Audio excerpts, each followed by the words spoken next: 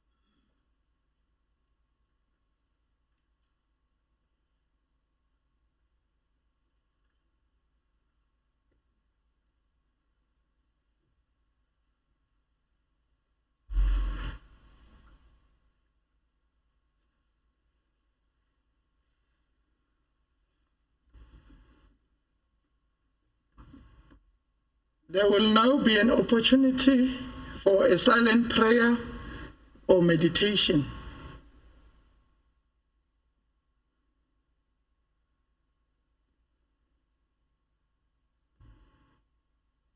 May we be seated.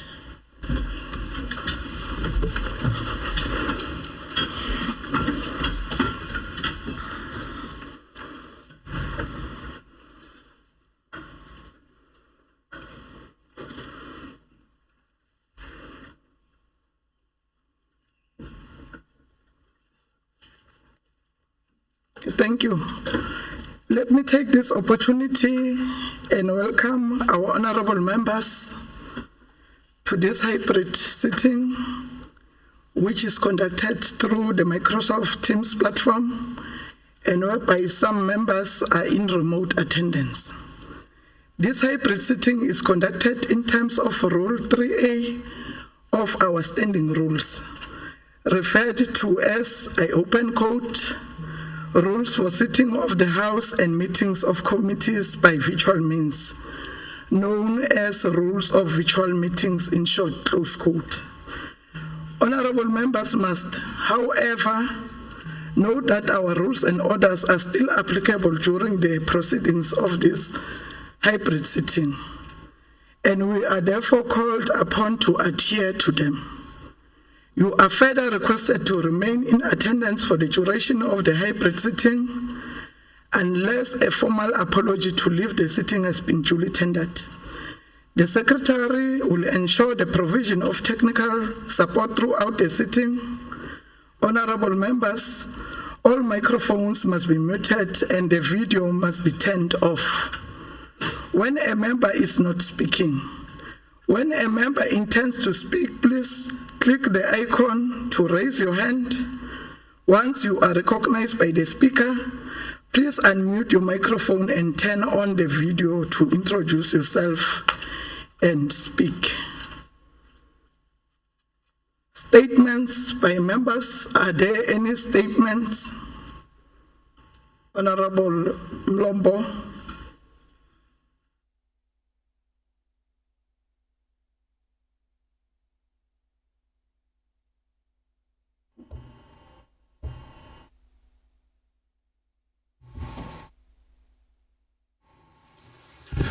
Okay, thank you very much, Honorable Speaker. Let me take this opportunity to greet you, to greet the Honorable Premier, to greet the members of the Executive Council,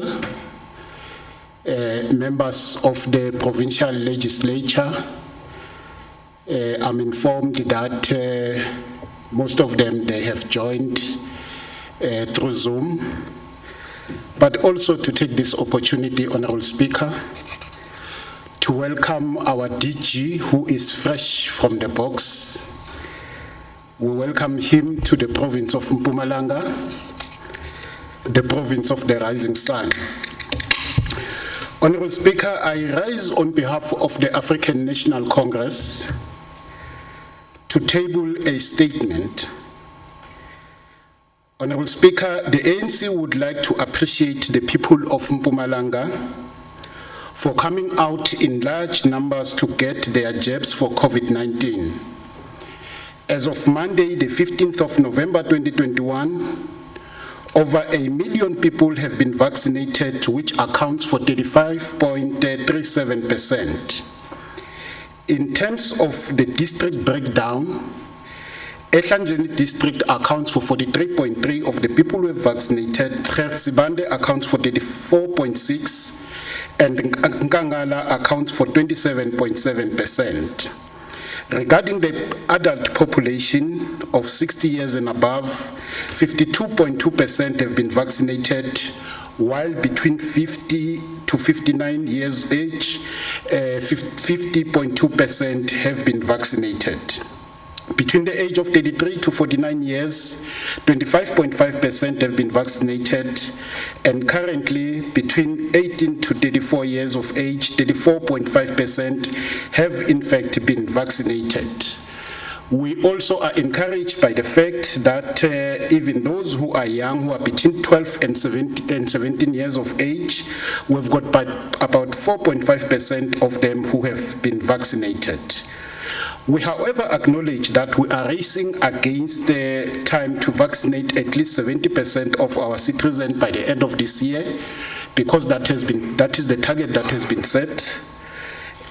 We appreciate this landmark achievement by the Department of Health and would like to make a clarion call to the remaining masses, the people of Mpumalanga, to get vaccinated. Honorable Speaker, those between the ages of 12 and 17 years should take their birth certificate and visit our vaccination centers located throughout the province.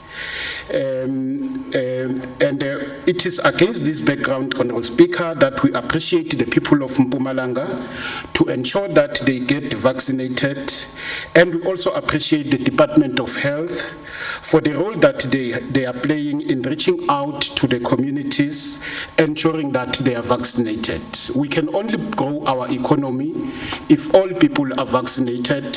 We can only return back to our jobs if all people are vaccinated. We can only return back to sporting activities if all people are vaccinated.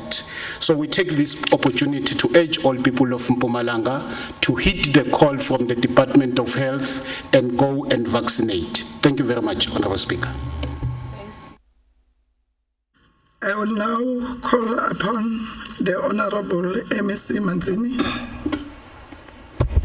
Thank you very much, Honorable Speaker, and want to thank the Chief Whip of the Majority Party for such a progressive statement. Indeed, as a department, we really appreciate that legislature now is also supporting the department in terms of making sure that our people do vaccinate. Indeed, in terms of the breakdown by the Chief Whip, it tells you that most of our people above the age of 50 and 60 are the ones that are in their majority vaccinating. But of course, we want to see more the above the age of 18 years to vaccinate, so that as a province, at least we can reach 70% of the population having vaccinated. We really appreciate, indeed, we'll continue, hope that honorable members will go to their different constituencies and mobilize people to go and vaccinate so that we can have 70% as a province. Thank you very much, Honorable Speaker. Honorable Makaringe.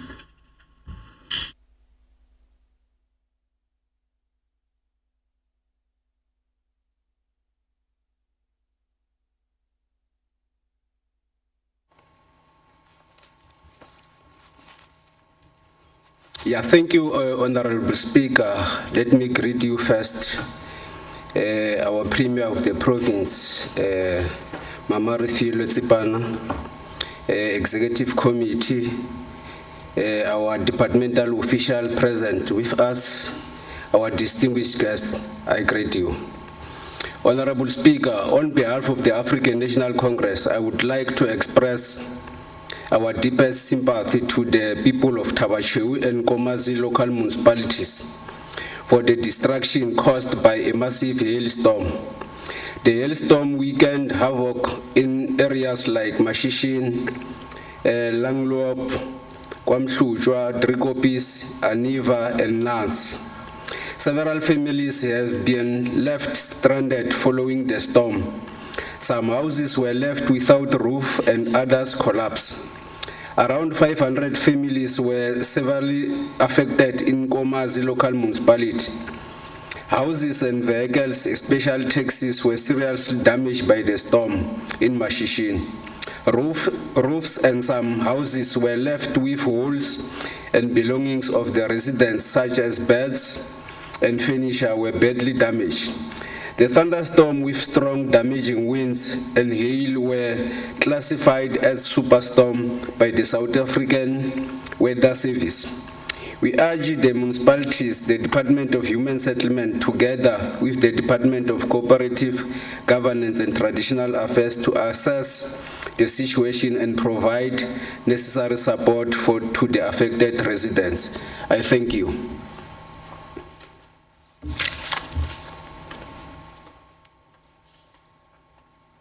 I will now call upon the Honorable MEC Shiba.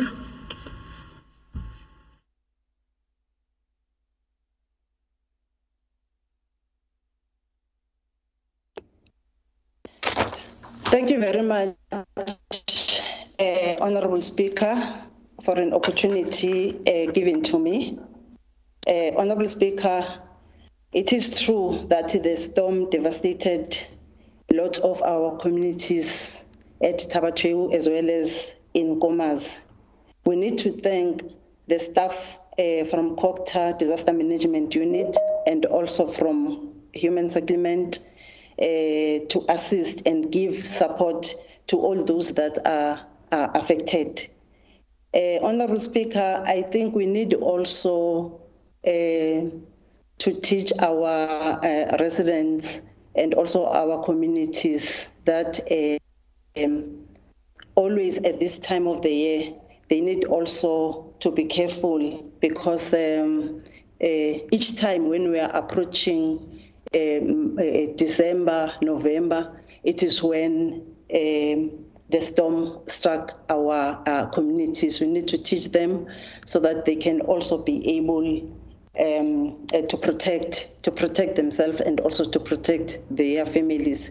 It was so hard to see most of the houses that were down by the storm, and really we need also to thank all those who supported us, as well as the office of the Premier for the support that they gave us, and also those families that were affected. Thank you very much. Honorable Grobler.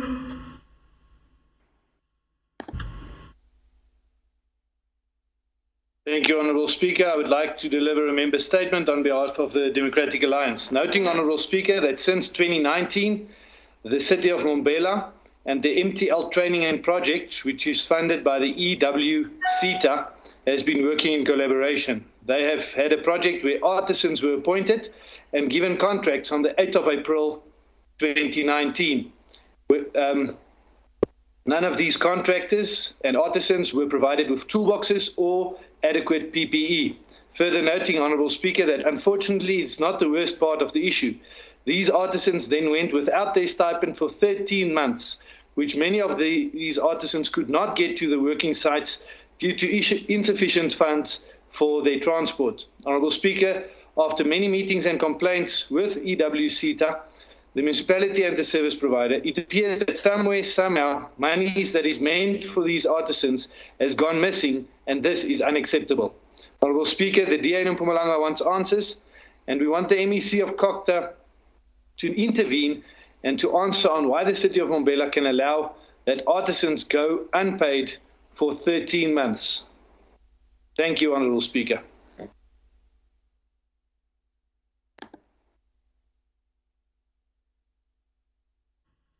I will call upon the Honorable MEC Shiba. Thank you, Honorable Speaker. I'm taking what is raised by Honorable Grobler, and I will intervene as requested.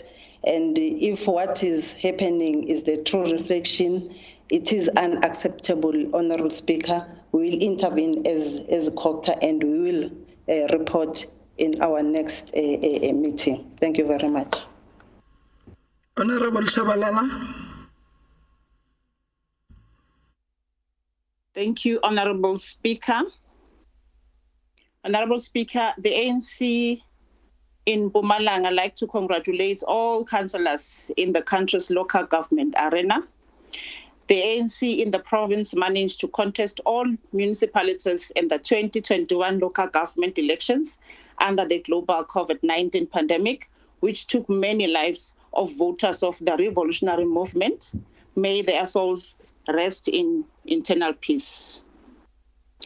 This was our 6th local government election being declared free and fair by the IEC.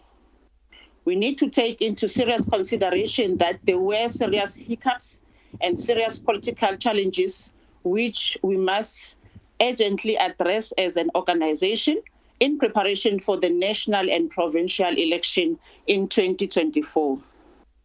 Honorable Speaker, the 2021 local government elections were the most difficult elections being contested under this difficult condition, as much as the voters' turnout has been disappointing. The ANC in the province managed to retain all the 5 municipalities of Nhlanzeni region. Speaker, lastly, we want to thank all voters who came out in numbers to vote for the African National Congress under this difficult condition, and also not forgetting all our volunteers informed by Rule 4.16 of the ANC Constitution. We wish to say thank you very much for working across the length and breadth of the province, campaigning, canvassing, and conducting door-to-doors without complaining of being poor, unemployed, and that you don't have food sometimes during that time of the exercise. I want to take this opportunity, Honorable Speaker, to appreciate the coordination in the province as well. I want to thank you. Honorable Shiba.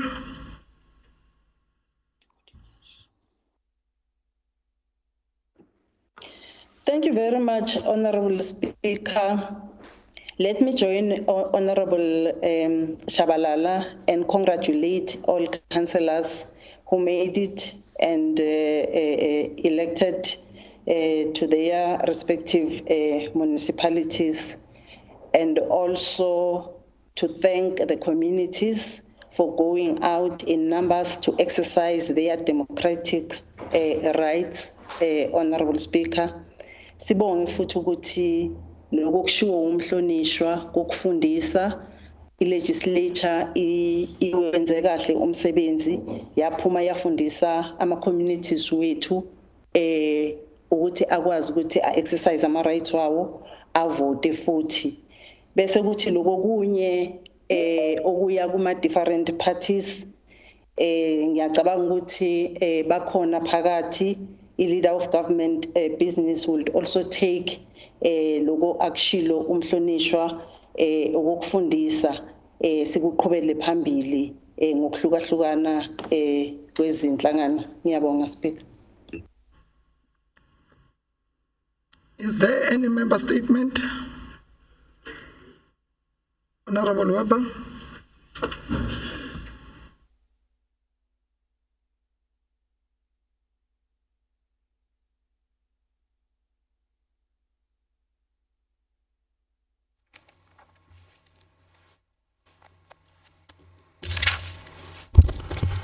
Madam Speaker, I rise to deliver a member statement on behalf of the Freedom Front Plus. Mkhondo, lensizwa lebeshlupha kangaka simkhiphile. The whole election in Mkhondo municipality was not about political parties. It was about removing this special individual. Madam Speaker, the results of the 2021 local government elections and the Freedom Front Plus's phenomenal national growth of 242% and the provincial growth of 271% undoubtedly proves that the party is now a force to be reckoned with in the national political landscape. In Mpumalanga, the Freedom Front Plus grew from only 7 councillors to 26 councillors. I want to congratulate the Freedom Front Plus for this sterling performance in the municipal elections in our province. One of the biggest reasons for this is that the party has proven time and again that it is able to achieve great things despite being outnumbered, and that it is fully committed and determined to help create a better Mpumalanga for all its people. It has instilled confidence in the party.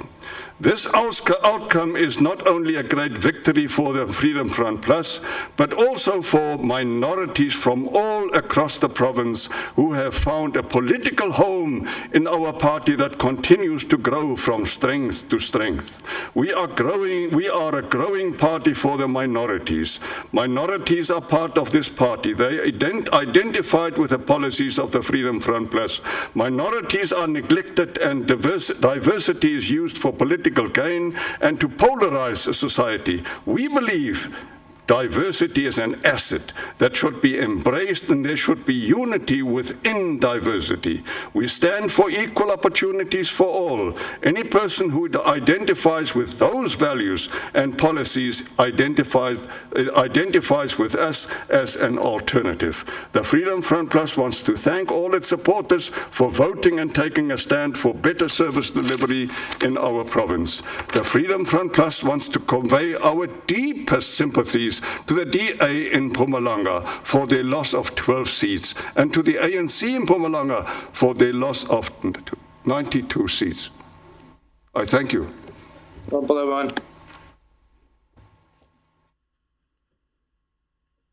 Honorable Shiva.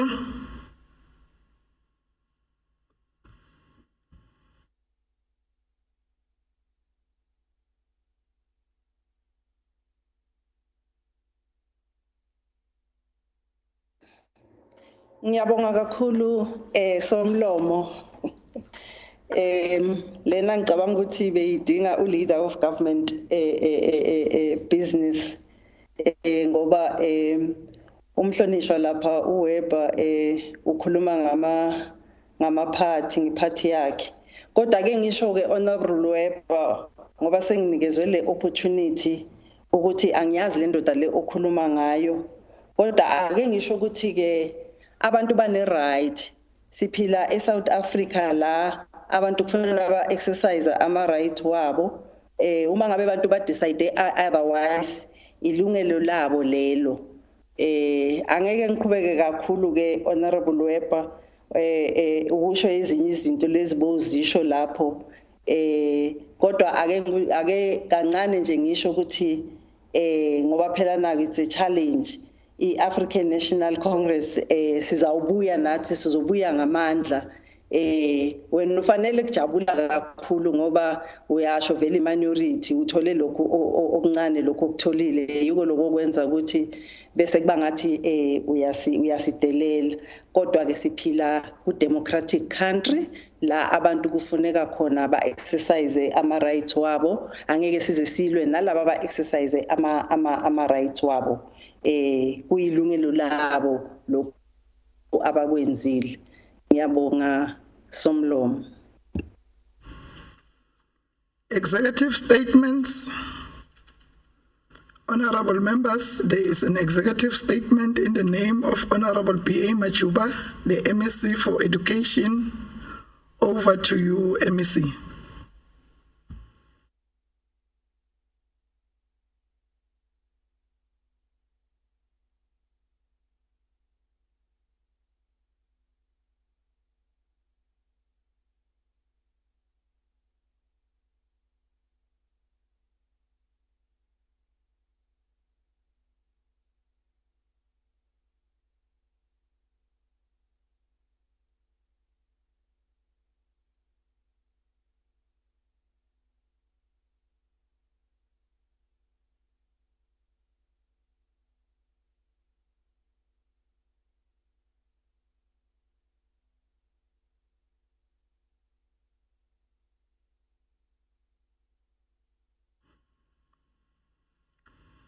Honorable P.A. Machuba, over to you.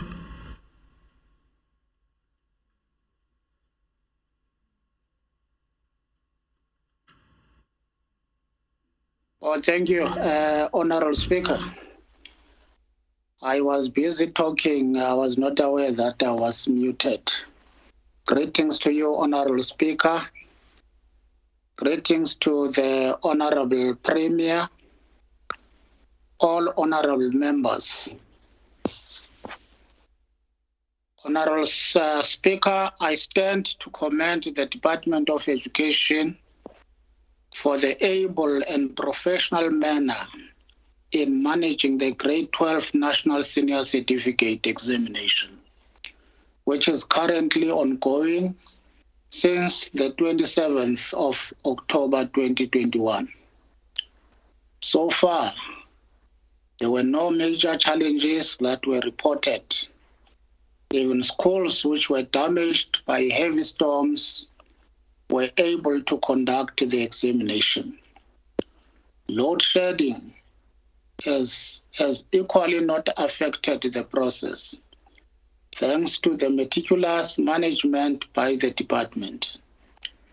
The department attributes this success to the commitment of learners, dedication of teachers, as well as the support of the parents. This marks the 11th year of managing an incident-free, incredible examination process by the Department of Education. Since 2010, Mpumalanga Department has been above board in managing the grade 12 examination. Marking will start on the 8th December 2021 in 21 marking centers. Markers have been appointed and trained already. The department will be grateful if all the 69,260 learners can pass. If that does not happen, the department will be comforted to return to the 80% pass rate bracket and obtain 83%. I visited a number of schools throughout the province and was encouraged by the high levels of dedication from everyone. The results will be released on Friday, 22nd of January 2022 at the University of Mpumalanga. We wish the class of 2021 the best. Thank you very much.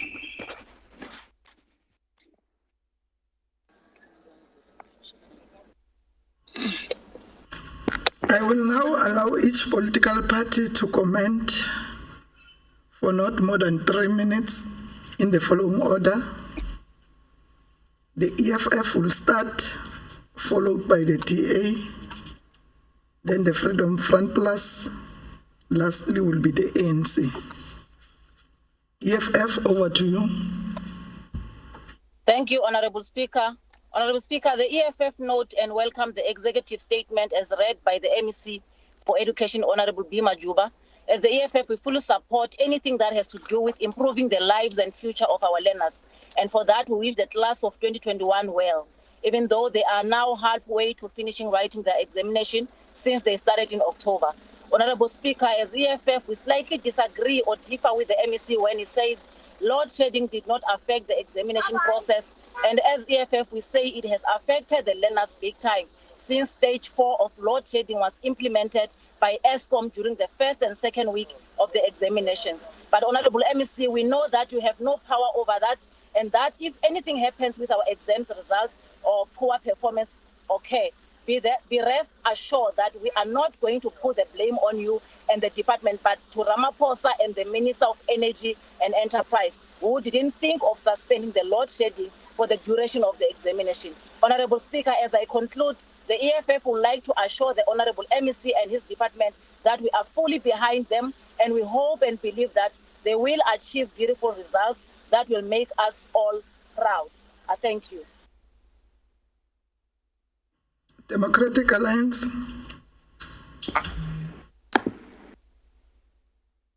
Thank you, Honourable Speaker. Honourable Speaker, in response to the executive statement, I would like to start with a quote by Helen Keller, who once said, "The only thing worse than being blind is having sight but no vision." Honourable Speaker, the DA believes this is true when it comes to our dysfunctional education system, where we are expected now to congratulate the Department of Education for managing an incident-free and credible examination process, but that is part of their mandate. Honourable Speaker, we are expected to praise a fish for swimming.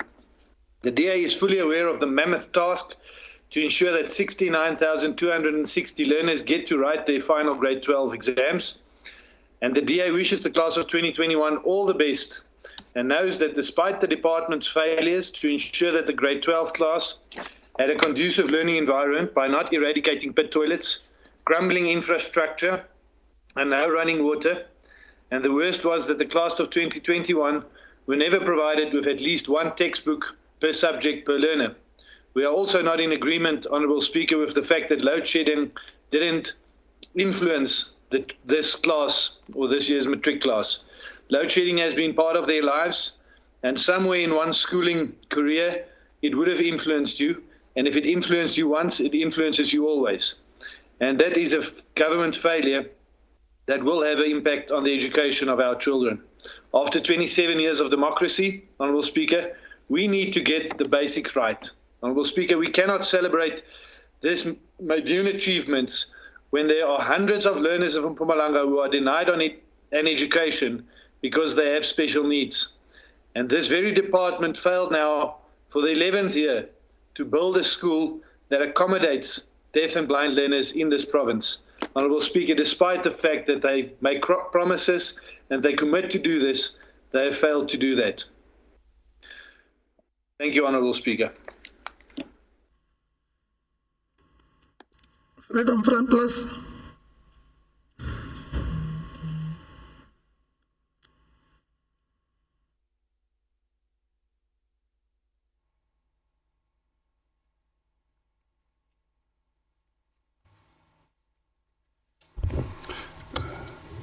Madam Speaker, let us disagree on those issues where we really do not agree about. As I stand here, I'm fully convinced in my heart of hearts that the Honourable MEC has the best interest of our learners at heart. I want to wish him well because I believe that he really wants to do well. I wish the class of 2021 well, and I hope that we are going to have even a better result next year. I thank you. African National Congress.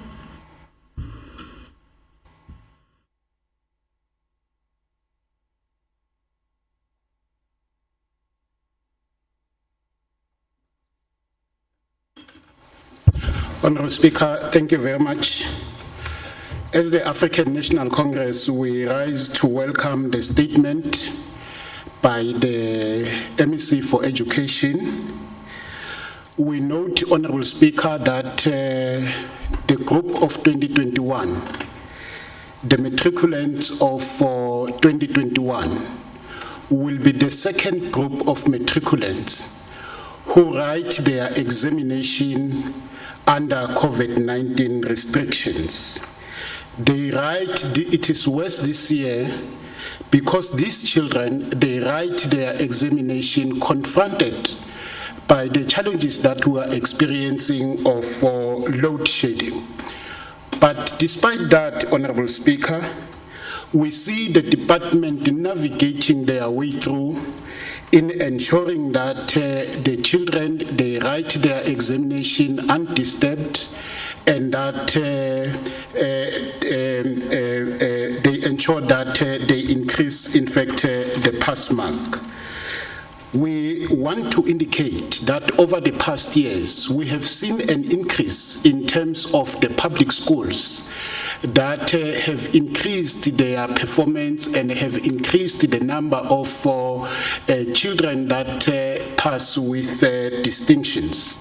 We so hope that even the class of 2021, they will do us pride by ensuring that the public schools in particular, because in the previous years, in the past years, we have had a problem of public schools not doing well. But over the past 3 years, we have seen public schools coming up and matching up with the private school. We are happy that especially last year in 2020, we have had a number of children from the previously disadvantaged communities being the best learners, and some of them even young girls being regarded as, in fact, the best learners. We so hope and wish that the class of 2021, they will follow suit on that very good performance by the class of 2020. We want to take this opportunity, therefore, Honourable Speaker, as the African National Congress, to wish the Honourable MEC well in terms of his vision of ensuring that Mpumalanga attains its position in the top 5 but also to wish the educators, the children and the parents and the school governing bodies all the best. We so hope that come the time of giving the results, Mpumalanga will be amongst those who would have done well. Thank you very much.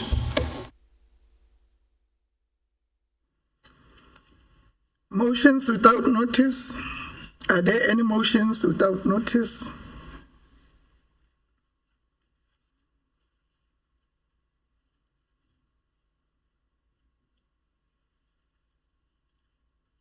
Honorable Lachmanarine. Honorable Speaker, on behalf of the African National Congress, I would like to rise and move a motion without notice for this House to applaud the Tabacheo local municipality for purchasing a fleet of 7 new vehicles to enhance service delivery. Noting that the fleet consists of 3 water tankers, a refuse removal compactor truck, and 3 light commercial vehicles. We appreciate and applaud this excellent initiative made by the municipality.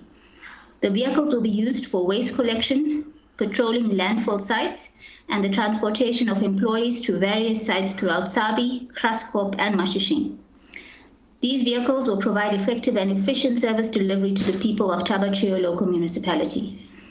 Noting further that these fleet will continue to address backlog and speed up service delivery.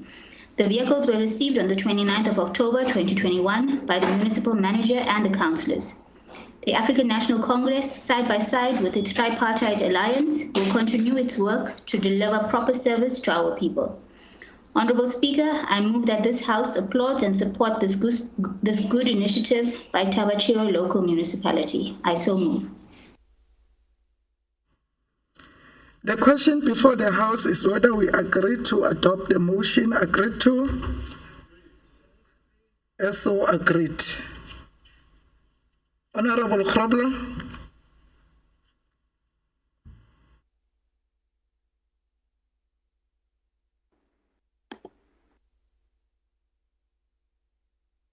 Thank you, Honourable Speaker. Honourable Speaker, I would like to deliver a motion without notice on behalf of the Democratic Alliance.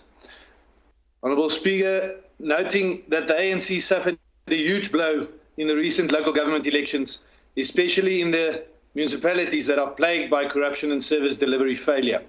Further noting that the Lekwa local municipality has more than R1 billion Eskom debt, regular water and power interruptions, and the ballooning wage bill. The troubled municipality could no longer be gripped in the iron fist of the ANC as it lost its majority. The ruling party ended up with 42% of the vote. The LCF came second with 19%, followed by the DA with 13%. Noting further, Honourable Speaker, that Governor Mbeki municipality managed to accumulate billions in the Eskom rand and water debt. Water and electricity losses, as well as several departments, are crippled with the mismanagement and corruption which was highlighted by the recent investigative report. The ANC also lost its iron grip on Governor Mbeki municipality, ending up with 41%, the DA growing its support to 26.5%, and the EFF ended on 19.88%. Massive service delivery issues that plagued the communities of Doornkop and Mapimpan for years in Steve Tshwete local municipality. Water tanks that are meant to be filled by contractors appointed by the ANC government, but are often left empty for weeks. Poor water quality and long-distance residents walk to collect water containers was one of the reasons why the DA won Ward 29 in Steve Tshwete municipalities. The end result for the ANC in Steve Tshwete was a very low 36%. The DA ended on 28% and the EFF on 14%. I think the only highlight for the ANC in this election was that some of these seats went to the Freedom Front, because as we see by the behavior of the member of this House, by applauding all the MECs of the ANC, the Freedom Front and the ANC might as well just be the same party. Honourable Speaker, I therefore move that this August House congratulates all political parties and their results on their results for the 2021 local government elections, and that all parties commit to delivering better services for the people of Mpumalanga, and that we as government commit to eradicate all forms of corruption. I so move. The question before the House is whether we agree to adopt the motion agreed to. Read. Motion is defeated.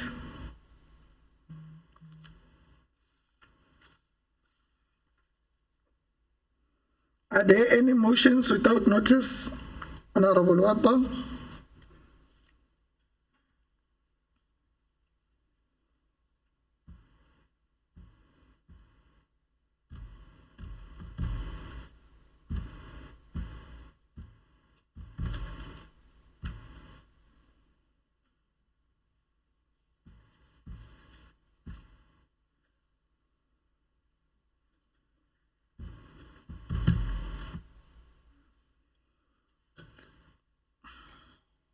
Okay.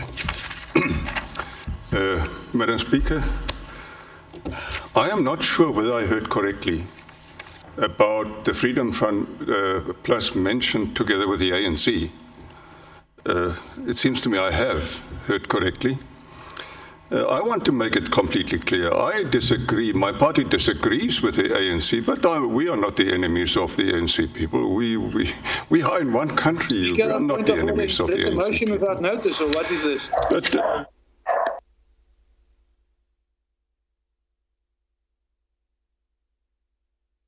Front Plus deliver a motion without notice. I hereby move on behalf of the Freedom Front Plus that this House adopts that the leader of the government business, Mr. Mvusi Mshongwe, investigates why at least 100 questions submitted for written response have not yet been answered by the various departments. Since the beginning of 2020, these written questions that our party has posed to various departments have gone unanswered within the 10 working days required as stipulated in the Rule 107.2 of the Legislator Rules and Orders Handbook. The attitude of indifference displayed by the various MECs towards the Freedom Front Plus's questions regarding certain issues, serious matters, is shocking and amounts to a failure to perform their lawful duties towards the legislator and the people of Mpumalanga. Rule 108 of the Legislator Rules and Orders Handbook states that if the responsible member of the Executive Council has not furnished a reply to the question within 10 working days of the legislator on the day for which a question has been set down for written reply, the Secretary must, if the member in whose name the question stands to so requests, place the question on the question paper for oral reply. The Freedom Front Plus therefore requires that all unanswered questions be answered by the MEC for each responsible department no more than 10 working days from the date of the receipt of the questions received. If the MECs fail to answer within the stipulated time frame, then the unanswered questions must be placed on the question paper for oral reply by the MEC for each responsible department. I so move, Madam Speaker.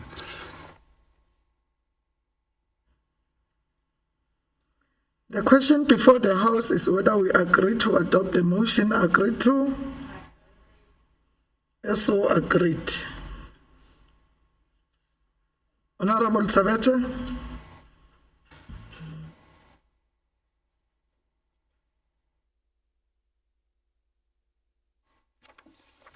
Thank you, Honorable Speaker. I rise to move a motion without notice on behalf of African National Congress for the August House to congratulate one of our own from Mpumalanga, Kanyamazane particular, Dr. Batsokhile Rebecca Malupi, who was conferred with the Order of Ikamanga on the 18th November 2021 by the President of the country, Honorable Cyril Ramaphosa. The legend singer was awarded with the Order of Ikamanga in a silver, which is category 2, for her distinguished contribution to South African music. Dr. Rebecca Malupi is a South African singer who rose to the international stardom in the 90s. El celebrity la khona la ekhaya la kaNyamazane. Malupi was born on a tobacco farm khona la eMbombela lapha sikubita khona sithi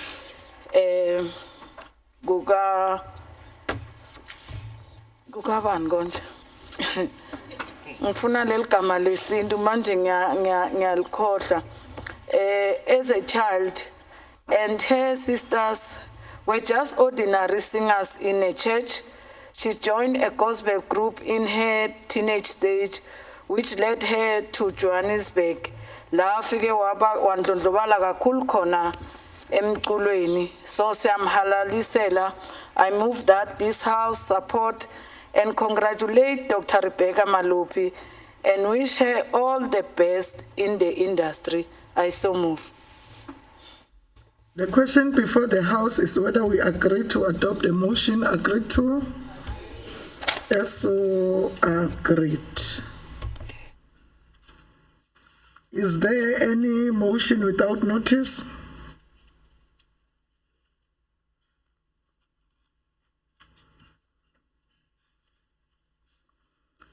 Notices of motion. Are there notices of motion?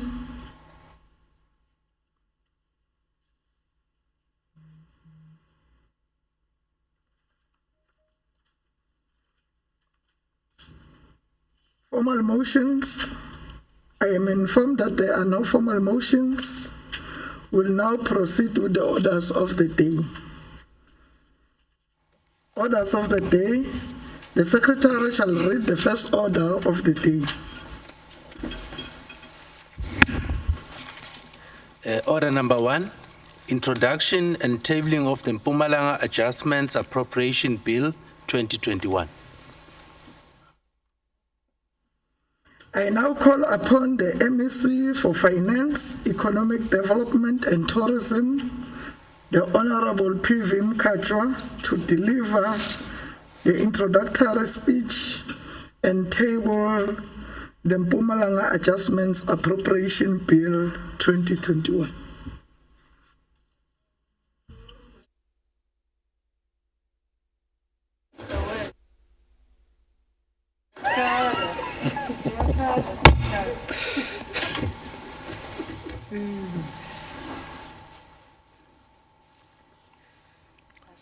Yeah, thank you very much, Honorable Speaker.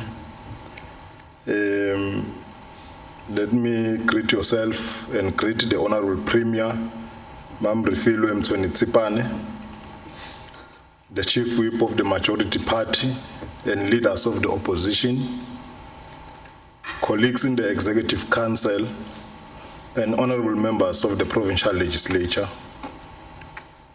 members of the administration, starting with the Director General, the head official of the Provincial Treasury, and all heads of departments. With a special greeting also to the CEO of Southcall, who's amongst us.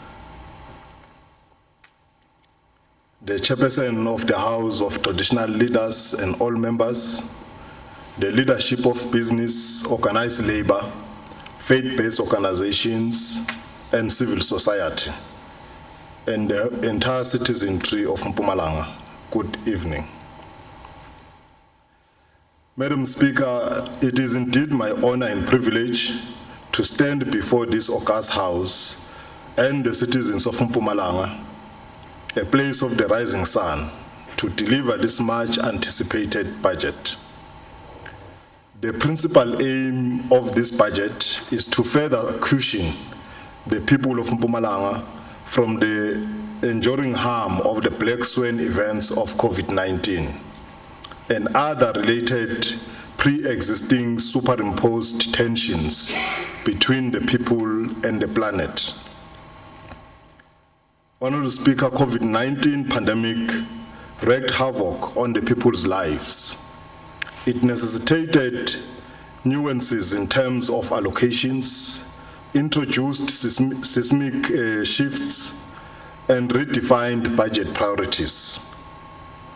Sadly, many jobs were lost due to the omnipresence of the pandemic, which further deepened the structural crises of poverty and unemployment. Of significance, though, is the collective effect that we mounted as an interventionist government of the people by putting in place strategic and tangible plans to undermine the massive impact of this virus on the people of this province and the economy. We reaffirmed our unwavering commitment to using the limited resources we have to support the initiatives that provincial government is pursuing to save lives, set the economy on a growth path, and create the much-needed jobs for the citizens of Mpumalanga. We want to commend the excellent work done by the provincial government under the solid and strategic leadership of the Honorable Premier, Mpumalanga, and the Department of Health under the stewardship of the Honorable MEC Manzini during the rollout of the vaccination program throughout the province. This initiative has managed to get most of the citizens vaccinated, thus slowing down the aggressiveness of the virus. Madam Speaker and honorable members, on the 1st of November 2021, South Africa successfully held the 6th local government elections since the advent of democracy. The people of South Africa spoke and decided on the government of their choice through this electoral engagement. As we speak, most councils were and are being constituted today. This electoral engagement and its outcomes gave sufficient expression to the central thesis of the Freedom Charter, that I open quotes, the people shall govern, close quotes. The 2021 local government elections is therefore a reaffirmation of the revolutionary idea that ours is a robust and gradually maturing democracy. We will continue to make this government an instrument of popular will, a government of, by, and for the people. Ours is to govern in tandem with the people, and our decision-making processes must enjoy the confidence of the people. Honorable Speaker, let me turn to the economic landscape. We table this budget today in a better economic environment than at the same time last year. The latest data of the National Treasury and the South African Reserve Bank shows an expected economic growth rate of just more than 5% for South Africa this year. This is indeed good news for the country. The second quarter of 2021 GDP data released by Stats SA showed that the national and the Mpumalanga economy continue to expand, with the province registering 4 consecutive quarters of growth since the sudden drop in economic activities in the same quarter last year.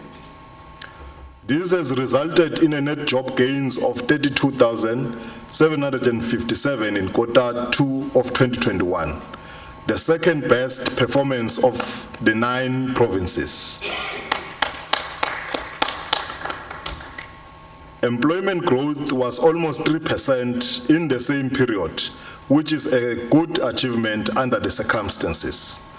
One of the encouraging stories of this period is that the informal sector, which employs a quarter of Mpumalanga's employed people, is showing good signs of recovery from the current challenges. We are, however, non-oblivious to the remnants of the COVID-19 pandemic and the impact of lockdown measures, load shedding, and the July unrest in parts of Gauteng and KwaZulu-Natal on the economy. The Minister of Finance, Honorable Enoch Godongwana, reminded us in his recent budget speech when he said, I open quotes, the scaring impact of the crisis is evident in increased debt levels, income vulnerabilities, while unemployment, poverty, and inequality are deepening, I close quote. The province experienced a poverty rate of more than 50% and the high unemployment rate of 46.5% in terms of the expanded definition in the second quarter of 2021, although the latter declined slightly in this quarter. The very high youth unemployment is a huge concern and a key priority of the Mpumalanga provincial government. It is crucial to place our province on a growth trajectory again. In her budget vote, the Honorable Premier, Member Filwe Mtsweni-Tsipane, indicated that the provincial economy will have to go through 3 phases to return to the pre-COVID economic trajectory. These phases are response phase, recovery phase, and growth phase.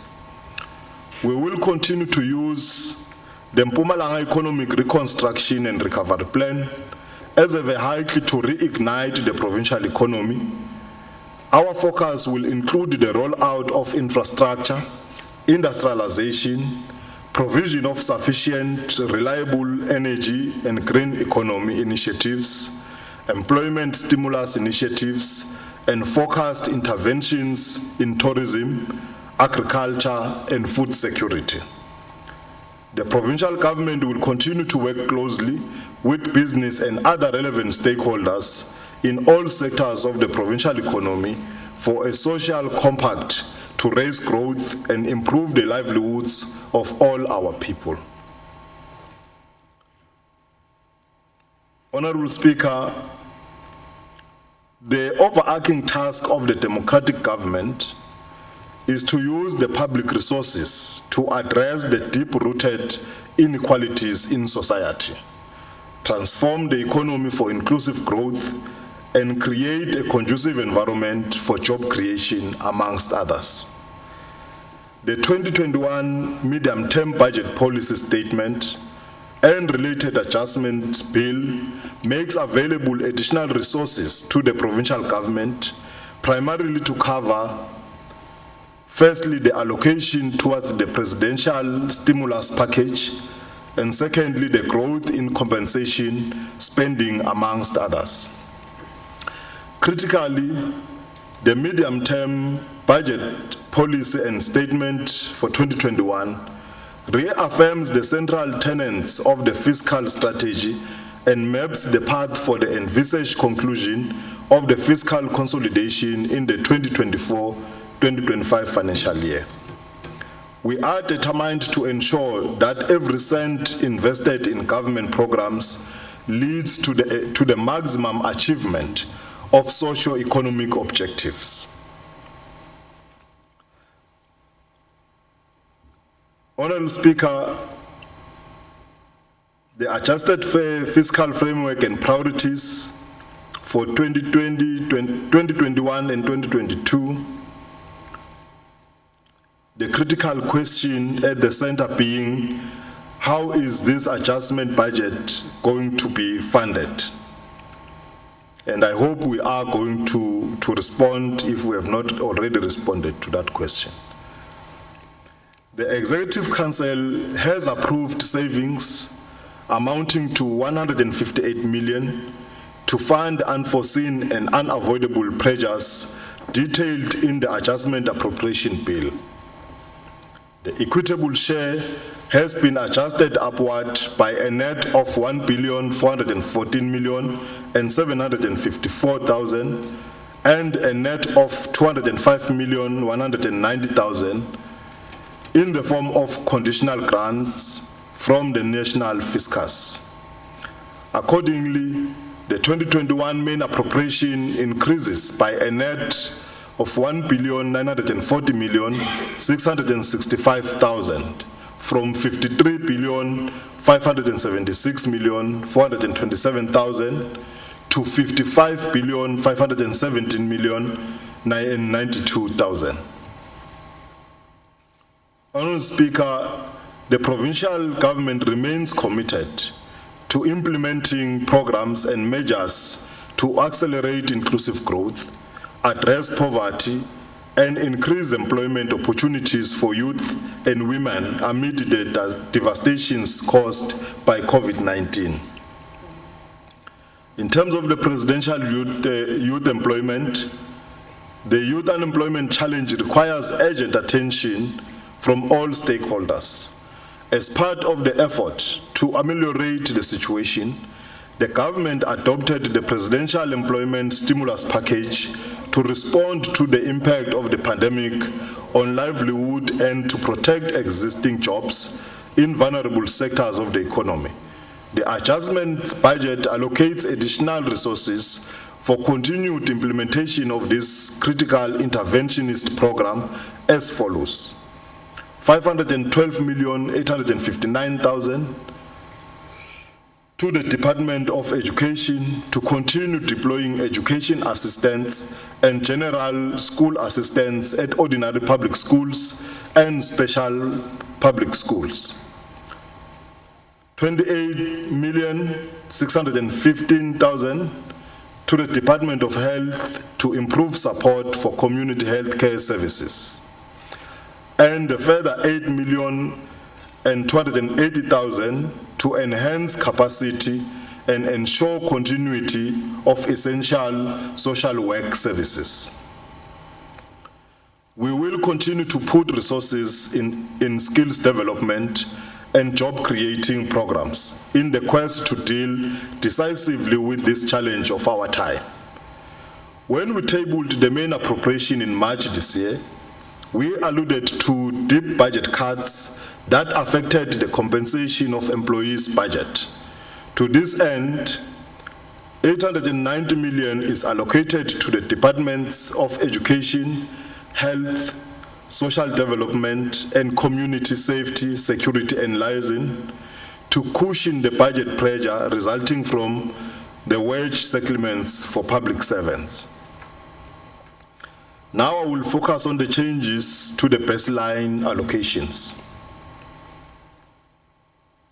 And as I outline these proposed changes to the baselines, I will start with vote 1, which is the Office of the Premier. The budget of the Office of the Premier will remain the same at 383,904,000. Vote 2, the Provincial Legislature. The Provincial Legislature retains 33,939,000, which includes their own revenue and unspent funds from the previous financial year, thereby increasing the baseline from 376,813,000 to 410,752,000 rands. Vote 3, which is Provincial Treasury. The baseline of Provincial Treasury will also be maintained at 481,057,000 rands. Vote 4, Cooperative Governance and Traditional Affairs. We are aware that Mpumalanga is a disaster-prone province. The destructive consequences of natural disasters force many of our people out of their homes and affect our social and economic infrastructure. The Department of Cooperative Governance and Traditional Affairs is allocated 70 million for disaster management, thereby increasing their budget from 731 million to 731,241,000 to 801,241,000. Vote 5, which is Agriculture, Rural Development, Land and Environmental Affairs. The Department of Agriculture, Rural Development and Land and Environmental Affairs budget baseline will be adjusted upwards by a net of 31.5 million from rolled over conditional grant funds for Comprehensive Agricultural Support Program, Grant and Land Care Program. The budget will therefore increase from 1,234,855,000 to 1,266,403,000. Vote 6, which is Economic Development and Tourism. The Department of Economic Development and Tourism receives an additional 273 million for the practical completion of the Mpumalanga Fresh Produce Market, and 9.3 million is reallocated to the department as self-financing, thus increasing the total allocation from 1,354,663,000 to 1,637,002,000. Vote 7, which is the Department of Education. The baseline for the Department of Education will also increase by a net of 1,141,000,000 from 22,336,062,000 to 23,477,263,000. Included in this amount are funds for the presidential stimulus package, wage agreement, and 40 million for the procurement of mobile classrooms. Vote 8, Public Works and Roads and Transport. We propose to reduce the budget of the Department of Public Works, Roads and Transport by a net of 110 million from 4,952,000,000 and 99,900,000 to 4,842,000,000 and 999,000. Vote 9, Community Safety, Security and Liaison. The allocation to the Department of Community Safety, Security and Liaison will be increased by a net of 24 million from 1,500,000,000 and 334,000 to 1,524,000,000 and 334,000. Vote 10, the Department of Health. The Department of Health's budget will also be increased by a net of 460.4 million from 16,204,000,000 and 83,000 to 16,664,000,000 and 489,000. Vote 11, the Department of Culture, Sports and Recreation. The budget for the Department of Culture, Sports and Recreation is set to decrease by a net of 64,574,000 from 622,025,000 to 557,451,000. Vote 12, which is Social Development. The allocation to the Department of Social Development will increase by a net of 12,690,000 from 1,840,000,000 and 989,000 to 1,853,000,000 and 679,000. Vote 13, which is Human Settlement. To address the water infrastructure challenges, funds will be reprioritized within the budget of the Department of Human Settlement. First, to address the storm-related damages experienced by the province in February this year. Secondly, to complete the final phase of on-sewer line works at Leandra. And thirdly, to finalize the upgrading of pump stations in Extension 22 and 25, as well as the construction of sewer outfall line in Extension 25 in Mpumalanga, Governor. And lastly, to address sewer spillages in Extension 32, 33, and 34 in Emelo, Msualukwa Municipality. The department is also allocated 40.9 million from Provincial Housing Emergency Grant, thus increasing the baseline allocation from 1,557,000,000 and 402,000 to 1,616,000,000 and 518,000.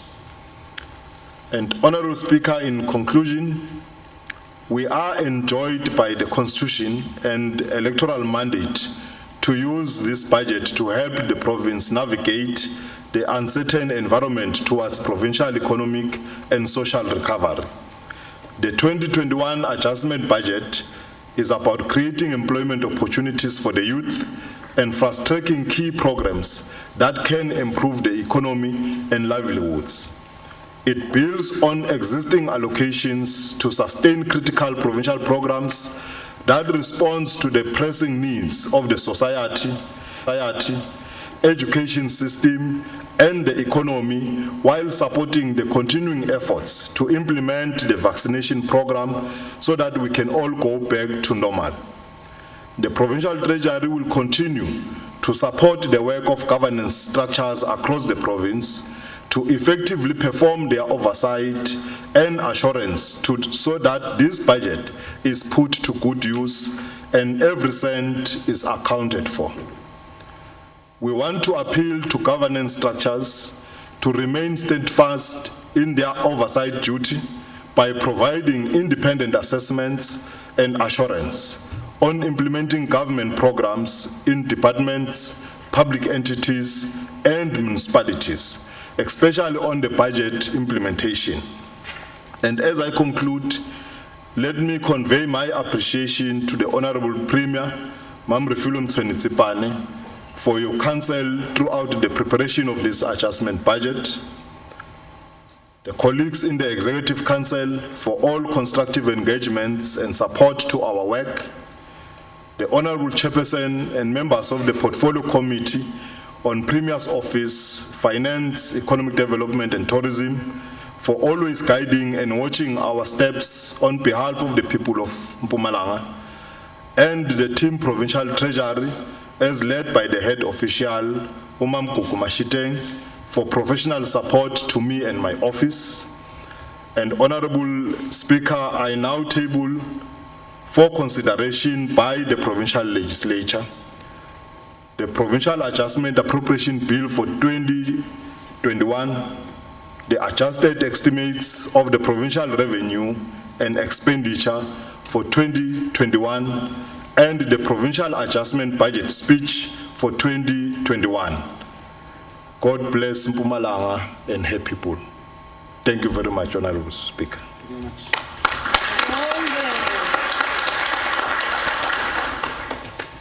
Thank you, Honorable MSc, for the well-delivered speech.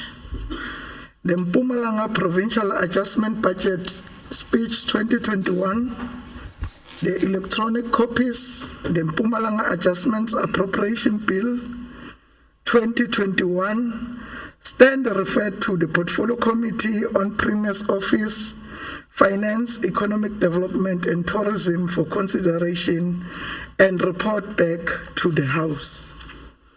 The Secretary shall read the second order of the day.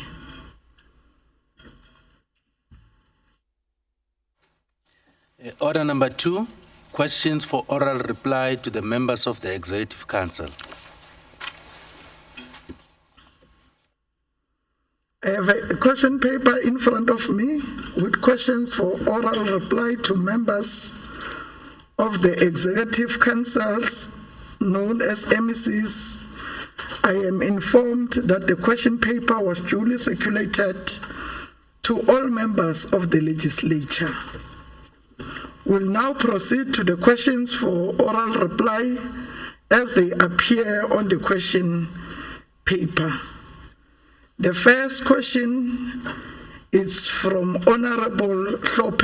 I received an apology, and Honorable Mlombo will stand for Honorable Hlope to ask the MEC for social development. Honorable MEC, over to you. Thank you very much, Honorable Speaker of the Council. Let me acknowledge the Honorable Premier of Mpumalanga Province, Mtsweni-Tsipane, the Deputy Speaker, the Deputy Chief Whip and the Chief Whip, and all other MECs and members of the legislature. Here we have received as a department questions of oral reply by Honorable N. Hlope. First question. President Ramaphosa early this year announced the extension of social relief of distress grant. A number of those who previously received the grant have complained that they did not receive theirs.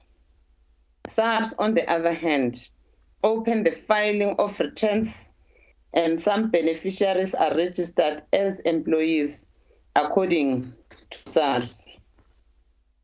The question is, what are some of the reasons why some grant recipients have not yet received theirs?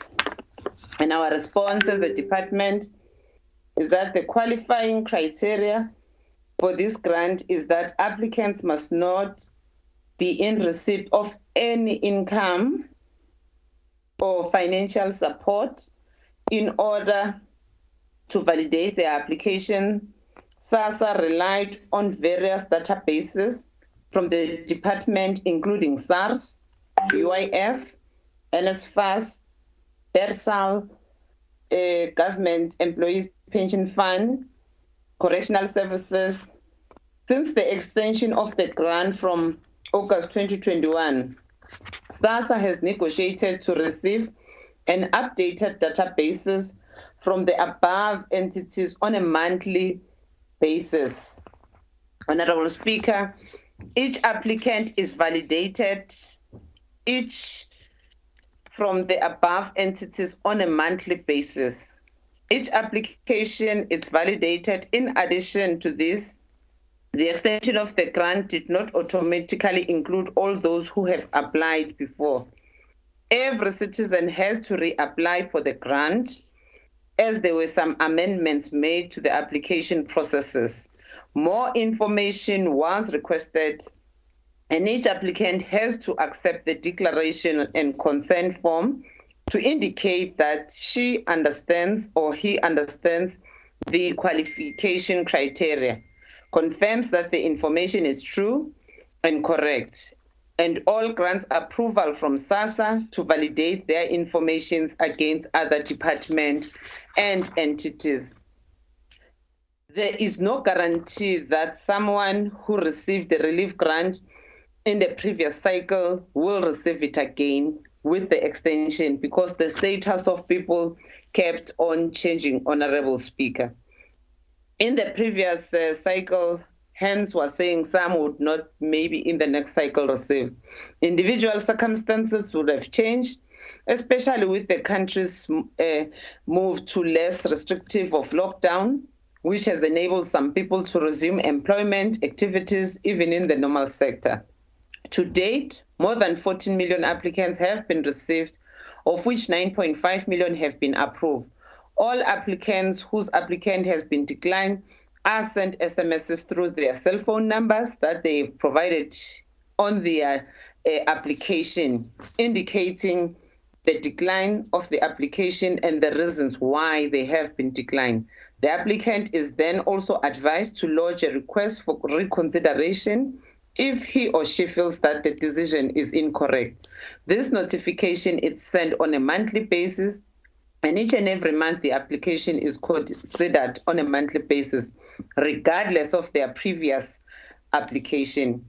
The major reasons for the decline of application is that the applicant's ID number is found on an RIP5 databases, indicating that they were employed or contributing to tax income within the last 12 months, or which they have UIF benefits or would have qualified for other benefits where they were working. Smaller numbers of people are declined because they work for government, social grants themselves, or receiving stipends from NSFAS. So a total of 984, 701, and also 590, 1,186 and 341 requests were received for consideration that have been received for the month of August, September, October. So these are three figures, 2021 respectively.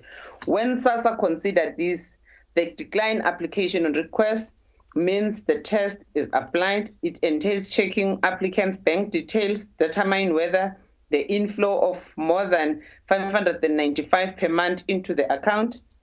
Also consider the issues of no flow into the account. And if the inflow is lesser than 595, the grant will be approved and paid to the successful consideration. And the second question that came from the member, how did the department discover that those recipients were also registered with SARS as being employed? And our response is that, as indicated above, the ID number of every applicant is validated on a monthly basis and also against various databases, Honorable Speaker. The application will be rejected with the applicant being provided the opportunity to lodge a dispute or that the application be relooked. It should be noted that this grant is received, validated and paid entirely electronically. No documentary evidence is required within the application or request for reconsideration. SASSA has implemented and is managing this entirely electronically. There is thus a dependency on the accuracy and completeness of the database provided to SASSA and other departments or entities. It is indicated above that there is a chance that the information is not correct. That is why reconsideration process has been put in place. Each applicant who would not satisfy the decision made by SASSA on the application has a right to lodge the dispute and request for a reconsideration. This must be done on a monthly basis, as these grants are administered on a month-to-month basis, as the decision can differ from month to month. I thank you, Honorable Speaker. Honorable Mlombo, do you have a follow-up question? Thank you, Honorable Speaker. I don't have a follow-up questions. The response was very comprehensive. Thank you, Honorable Speaker. Are there follow-up questions from other members?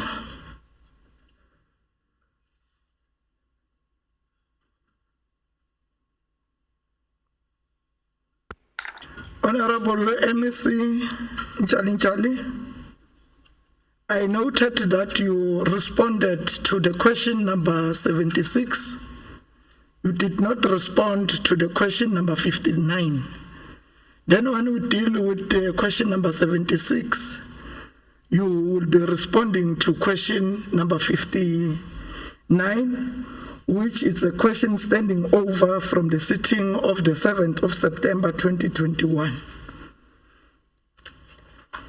Honorable members, can we move to the next question, which are new questions? Question number 66 from the Honorable PM Lubisi from the ANC to ask the MEC for community safety, security and liaison.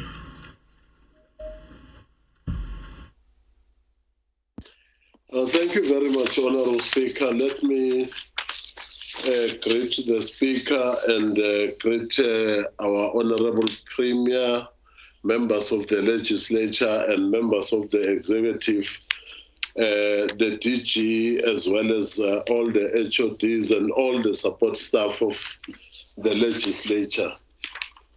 The question which is coming from Honorable BC is asking me about crime, which is affecting our people in the province. He is also talking in particular about Barberton and Ganyamaza.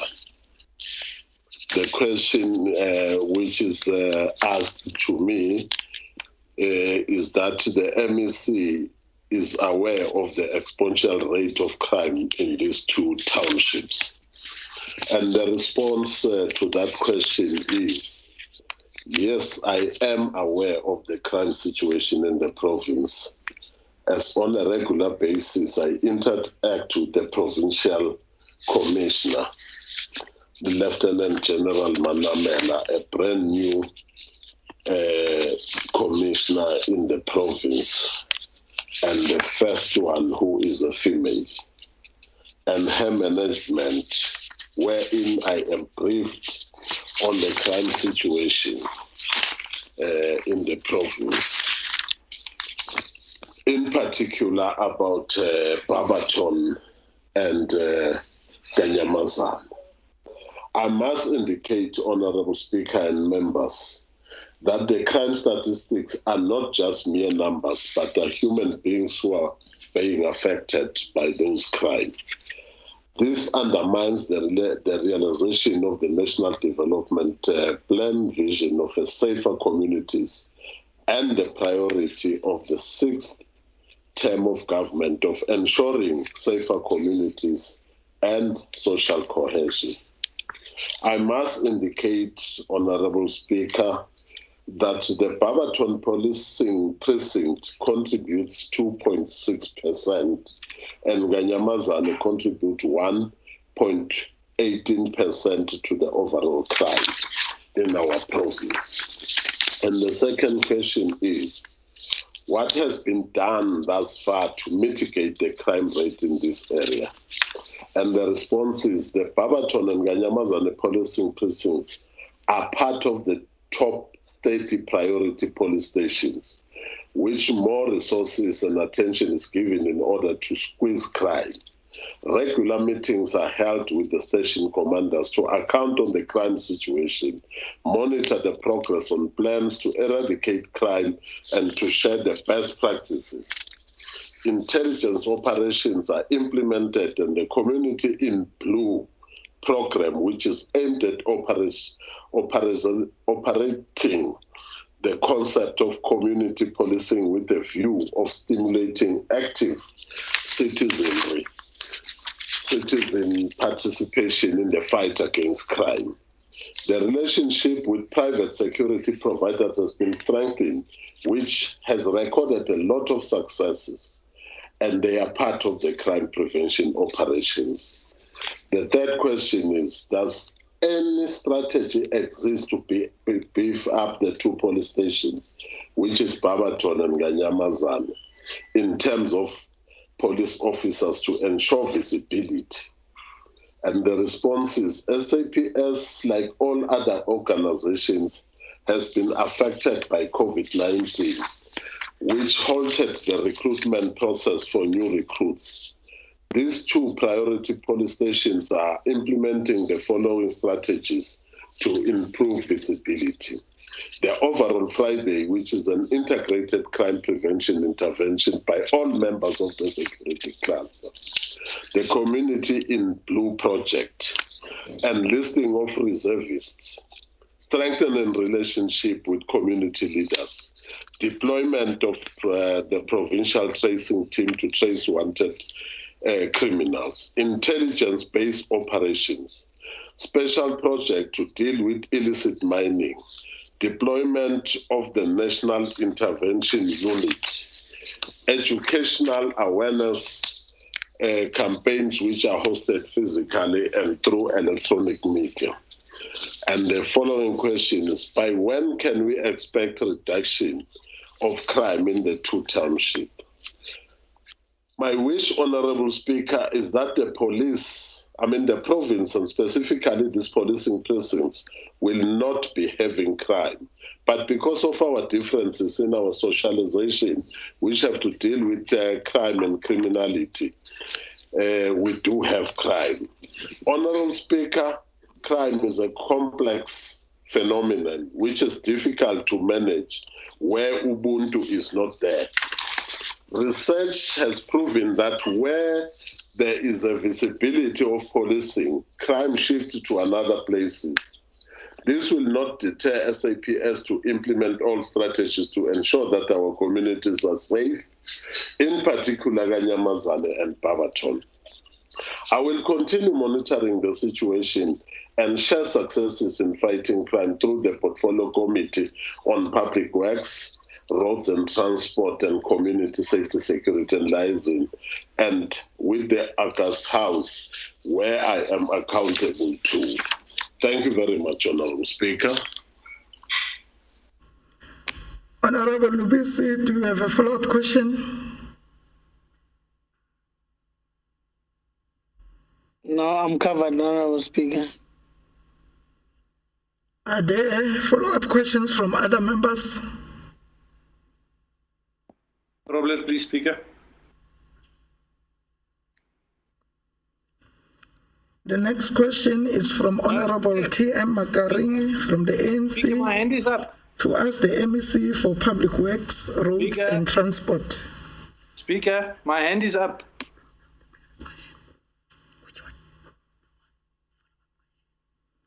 Speaker. My hand Before is the raised. next question, Honorable Grobler, do you want to raise a follow-up question? Yes, I would like to ask one, please, Speaker. Thank you through you, Speaker. Honorable MEC, the recent crime stats show an increase in the crimes against women and children. And I would like to know what the provincial government is going to do and what the plan is to curb these crimes, especially with the 16 days of activism starting on Thursday. Thank you, Honorable Speaker. Honorable MEC, you can respond. No, thank you very much, Honorable Speaker. Let me appreciate the following, the follow-up question from Honorable Grobler. A very relevant, follow-up question. Indeed, that is a very serious pandemic in our province. And as a provincial government, under the leadership of our capable Premier, Mam Refilwe Mtsweni-Tsipane, on Friday, in Clarinet, we will be launching the 16 days of activism against the abuse of women and children. But over and above that, you will remember that as a province, we're not only depending on this specific program, we're dealing with this sketch for 365 days in a year. Thank you very much.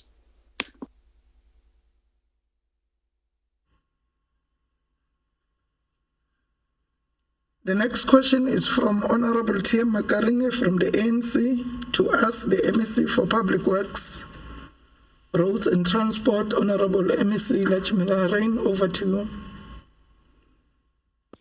Thank you, Honorable Speaker. In terms of question 67, it reads, in 2017, the former MEC launched a War on Potholes program. The objective of this program is to aggressively attend to potholes across the province. Research has discovered that some roads, mainly municipal ones, are still in treacherous conditions. To illustrate this, the roads between Hluvukani and Akonhoek and the one from Tulamahash to Akonhoek are in such a bad state. Question 1, in terms of the above, can the MEC explain how is this program implemented?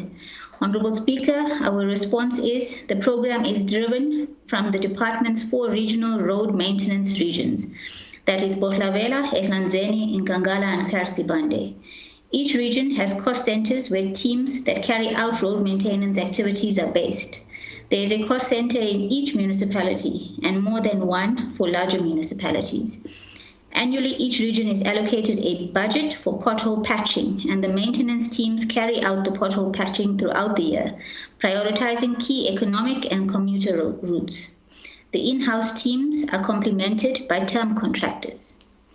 Honorable Speaker, in terms of question 2, does any strategy exist in the department to expedite the program in the fight against potholes?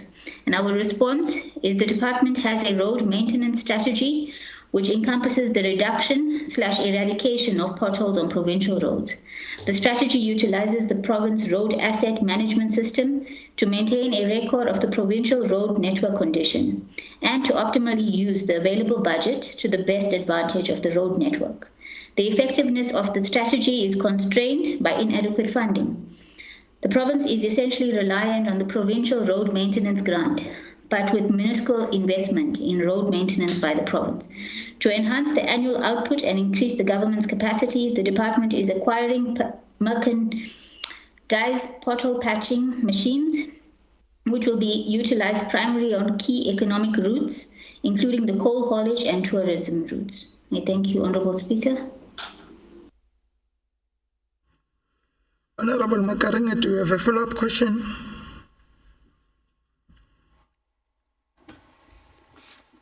Yeah, thank you, Honorable Speaker. I think the MEC has responded to all the questions. But I want to make follow-up in terms of checking with the MEC. Like he has indicated that there are call centers in all the region, the municipalities. What is the response time after a particular member of the community has reported for a particular pothole? What is the response time of the department? Thank you. Honorable MEC. Thank you, Honorable Speaker, and thank you to Honorable Makaringe for that follow-up question. Honorable Speaker, indeed, there are cost centers across the regions that deals with pothole patching on a case-by-case basis. I think in terms of response time, we can say we are working on a 2 to 3 day basis, coming from the nature of the complaint to seeing people on the ground. Indeed, I think in terms of acquiring these jet patching machines, we are looking at a response time of a 24-hour period where once a pothole has been reported, teams will be on the ground within 24 hours. Thank you, Honorable Speaker. Are there follow-up questions from other members? Honorable Webber. Grobler, please.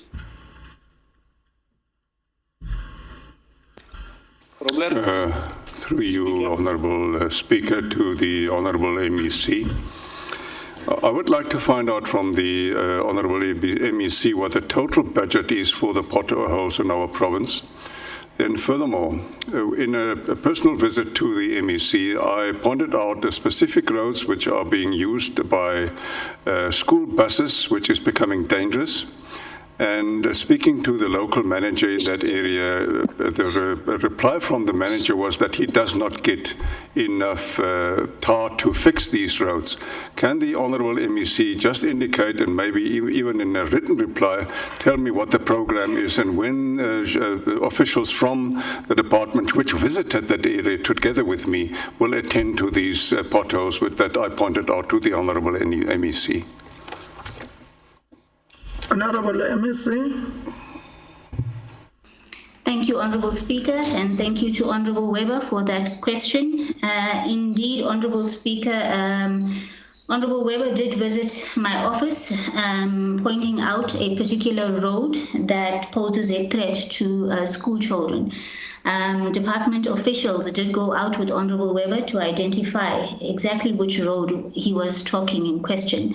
Honorable Speaker, however, when an individual, whether it's a farmer or whether it's a local person, wishes to take on road maintenance on their own, it brings a level of accountability in terms of the department has not done it on its own, and individuals, do they take accountability if during that time of patching the pothole there are any accidents or incidents, in terms of who will be responsible for any deaths in that situation.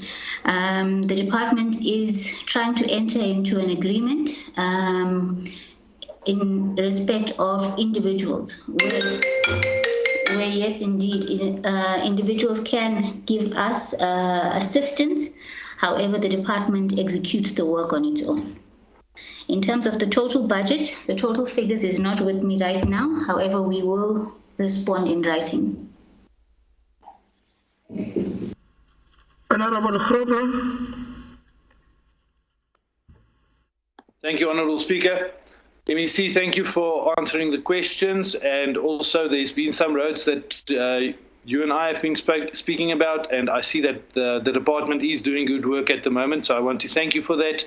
Just as a side note, the gravel road between Dalstroom and Tonteldus is really a huge concern, as that's only the one route for the community of Tonteldus to get to schools and hospitals. But MEC, what I would like to ask you is, at the current moment, are there any court cases against the department for damages caused by potholes? And if there are, more or less, what is the amount the department is being sued for? Thank you, Speaker. Honorable MEC. Thank you, Honorable Speaker, and thank you for the words of appreciation, Honorable Grobler. The road for Dalstroom and Trottle route, I think we will communicate to get a proper identification on the exact location of that route. Yes, indeed, there are liability cases made against the department. However, each case will be recognized on its own merit. and investigated accordingly. In terms of the figures, Honourable Speaker, if you will allow us to submit those figures in writing.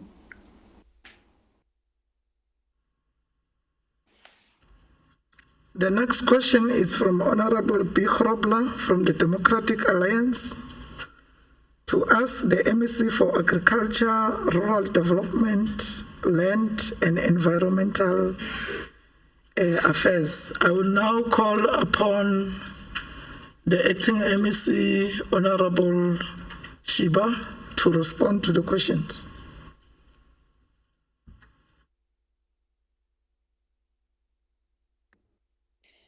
Thank you very much, Honorable Speaker. Let me greet you, the Honorable Premier, my colleagues, MECs, the Chief Whip and the Honorable Members, Director General, HODs, Secretary to the Legislature and support staff. Honorable Speaker, the first question from Honorable Grobler is with regard to projects reported on the 2019-2020 annual report, with the MEC answer the following questions. Roman figure 1, on the number of agricultural infrastructure established, it was reported that 9 VET projects were discontinued following an instruction from DAF to divert the budget. Which were these 9 VET projects which were discontinued? The response is as follows. The 9 veterinary projects that were discontinued were for refurbishment, maintenance and repairs of veterinary clinics and deep tanks. The discontinued projects are as follows. The affected animal health clinics were for Skumansdal, Dundonald, Nokaneng and Siabuswa. And the affected deep tanks were for Ludanda, Steinsberg, Bondonyeni, Duefontein, and Langkloof. Roman figure 2, what effect will this have to the agricultural sector? The response, the effect of the discontinuation of the projects will not be significant because not all the projects were halted. There was no significant negative impact because clinics continued to provide services to the indigent, including mobile services. Maintenance of deep tanks is an ongoing process, which also involves partnership with the community. Roman figure 3, if these projects were halted to meet the shortfall in the foot and mouth disease vaccine, then why were targets of these projects also underachieved? The response is as follows. The department did not achieve on all animal vaccination targets because the targets were dependent on the availability of vaccination doses. The department could only procure 60,000 doses of FMD vaccine from the available CASP funding of 4 million. This was not sufficient to cover the required 300,000 doses required per annum to reach herd immunity for the susceptible 100,000 cattle in Ehlanzeni and Buhlabela districts. Roman figure 4, will the department reinstate the 9 VET projects which were discontinued? And the response is yes. If so, by when? If not, then why not? The response is the refurbishment of these projects will be phased throughout the MTEF period, starting with the most affected, which is the veterinary Skumansdal clinic that needed major upgrading. The contractor has already been appointed and commissioned in the current financial year. Thank you, Honorable Speaker. Honorable Grobler, do you have a follow-up question? Thank you, Honorable Speaker, and thank you, MEC, for the answer. MEC, we started this sitting with a statement by the Chief Whip that spoke about the importance of vaccinations and reaching herd immunity within humans and in our communities for the COVID-19 pandemic. You mentioned now that the vaccines were not enough.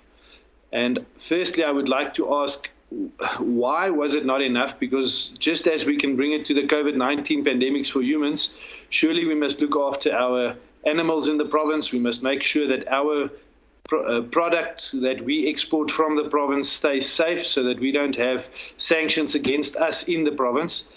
So why was the planning not there? And then the second question, Speaker, is what is the contingency plan to make sure that this doesn't happen in the future?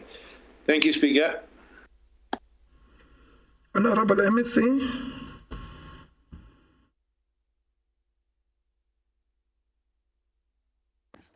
Thank you very much, Honorable Speaker. As I indicated earlier on, Honorable Grobler, that we have procured only 60,000 doses because of the available fund that we've used from CASP. Going forward, we need also to plan accordingly, and also because the challenge was that we have a shortfall in terms of planning. So going forward, we will correct that and also be able to cover the 100,000 cattle as indicated in the 2 districts. Thank you very much. Are there follow-up questions from other members?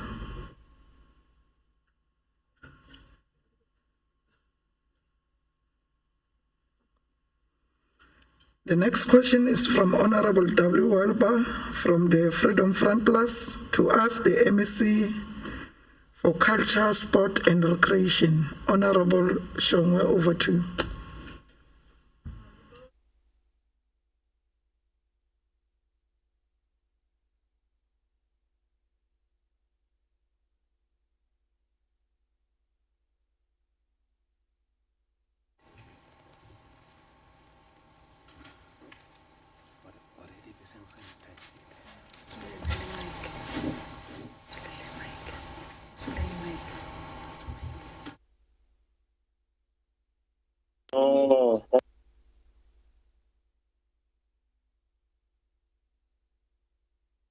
Thank you very much, Honourable Speaker.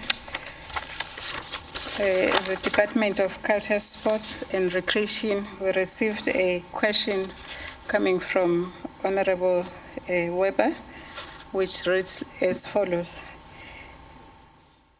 Expenditure on the High Altitude Training Center in Emakazeni and the Cultural Hub in White River. It further says it thanks us as a department for responding to previous questions that were sent to us on the 2 projects. However, there are still numerous question marks on the expenditure on both these projects. During the last oral response to our questions, you invited the FF Plus to visit the site of the project to see the work that has been done. And since the FF Plus did indeed visit the location and saw that there has been no work done on the lots, of which the GPS coordinates were sent to us by your office. In your last written responses to our questions, you mentioned that 172,869,000 had been spent on the Cultural Hub and 144,444,000 have been spent on the High Altitude Training Center. In this light, can you please then answer the following questions? How much is still outstanding on each of these projects? We want to indicate, Honorable Weber, that these 2 projects are mega projects which required the private PPP investor so that we could be able to implement them. you will know from the budget that the cultural hub requires an amount of 3.5 billion, which we as the government and the department, we don't have at the moment. The High Altitude Center requires almost 6.3 billion, of which as a government and the department, we don't have at the moment. Until we secure the PPP investor, we won't be able on our own as government to implement these two projects. But however, as a government and a department, we've been able on our own, through our own fiscus, to purchase land, to do feasibility studies, to do drawings. And at the moment, on the High Altitude Center, the government had allocated 100 million for the bulk in that area. But because of the slow spending, as indicated earlier here, that some monies were taken from us as a department because we could not spend, and it is not through our making.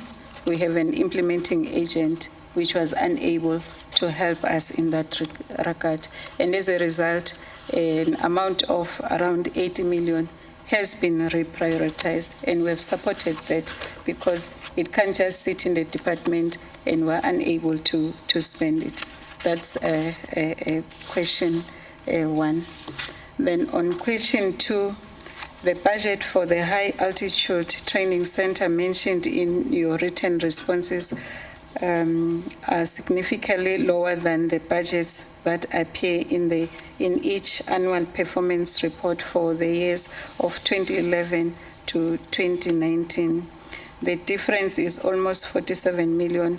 Why is there such a noticeable difference, and why was the rest of the budget not spent? As earlier indicated in my response, that the implementing agent is very slow in terms of spending the entire budgets that are allocated in these projects. So, and again, it is the transactional advisor that must advise us because we've appointed the transactional advisor. He's the one that must advise us on the spending of these funds that are allocated to these projects. But then the contract of the transactional advisor has since elapsed, and we're in a process of appointing a new transactional advisor that will take us forward in terms of implementing, and also to conclude this issue of feasibility studies that are done, because they must be presented to the department and ultimately to the cabinet and to the premier, so that we can know what has been done up to so far.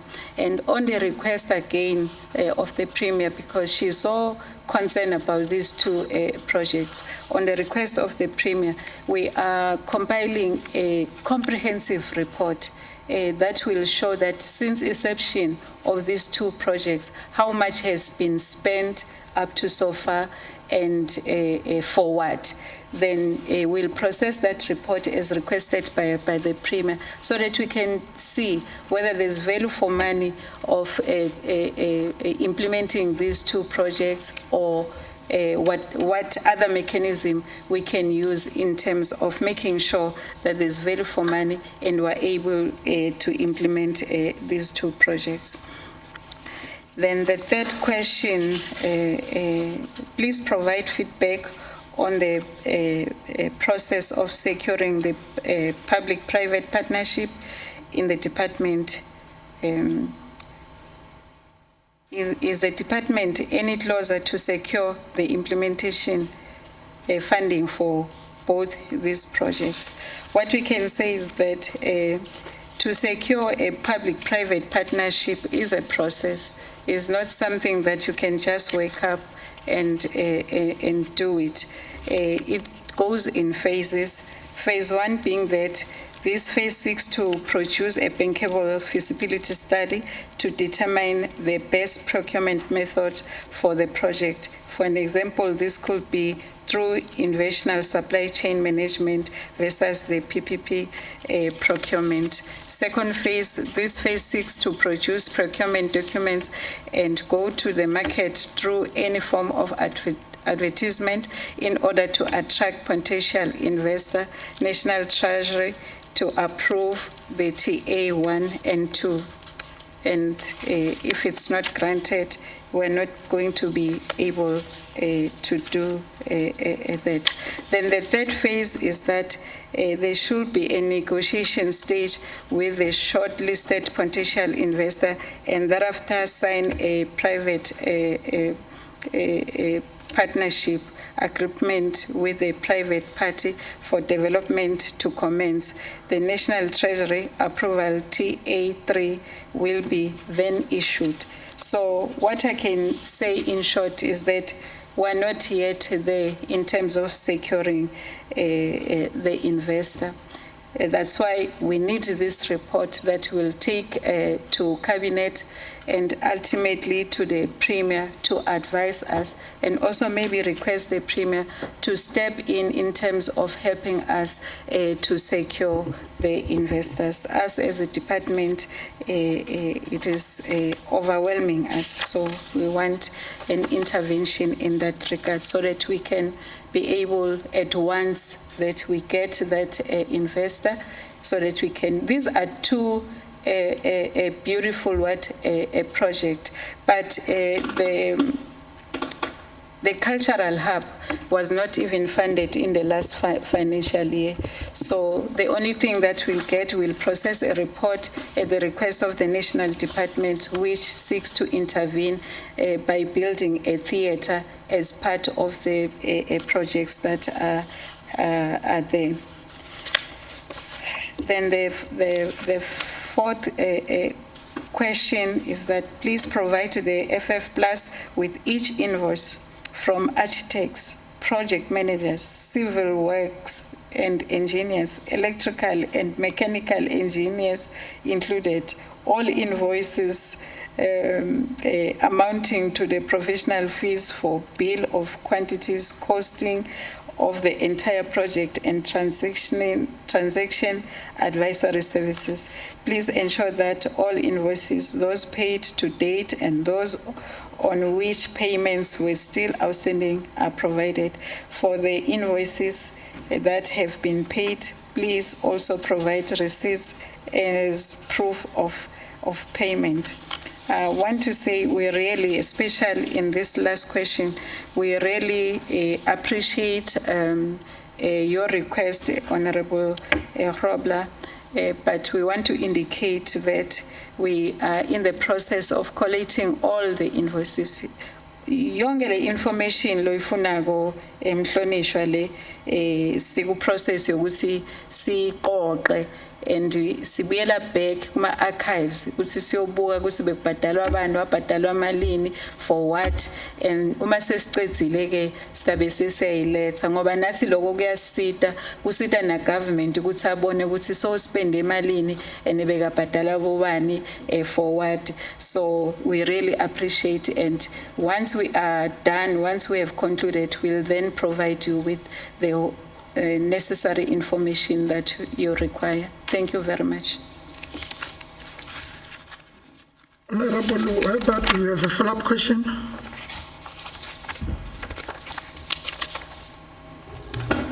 Yes, Honourable Speaker, through you to the Honourable MEC. I really appreciate the frank response, which is really heartening.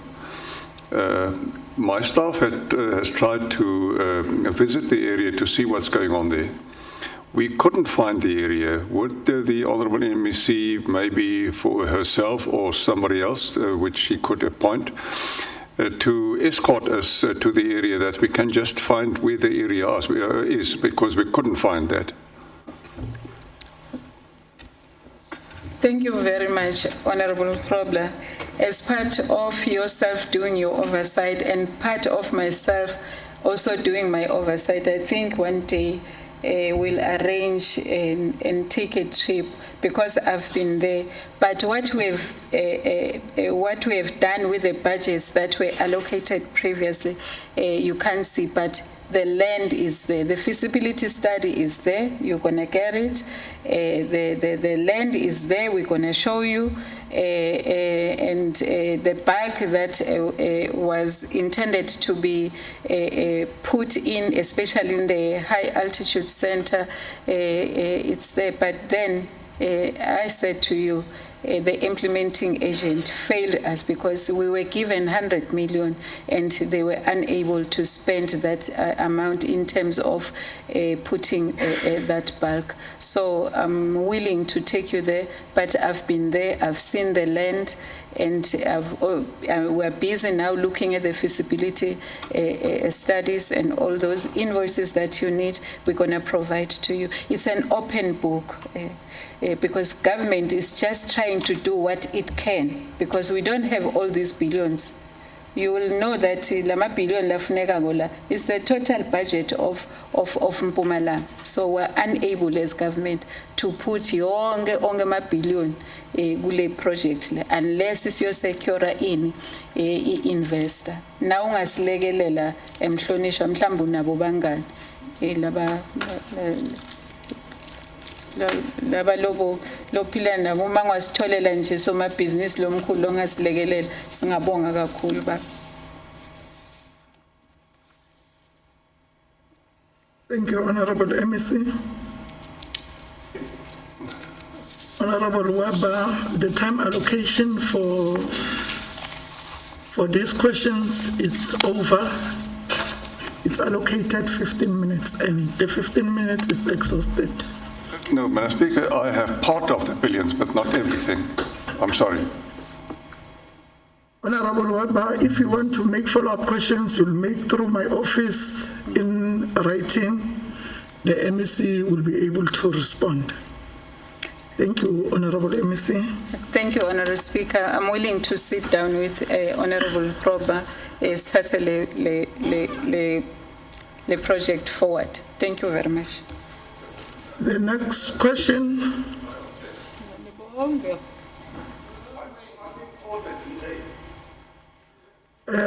Honorable MEC, it's Honorable Waba, not Honorable Krobler. My greatest and humble apology. Bese ngijwayele yena siphile naye isikhathi lesithi. Ngiyabonga kodwa ngiyaxolisa. Sibonga.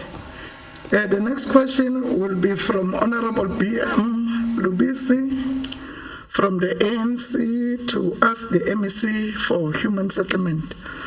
Honorable MEC Mashilu, I'll now give you the opportunity to respond to the questions.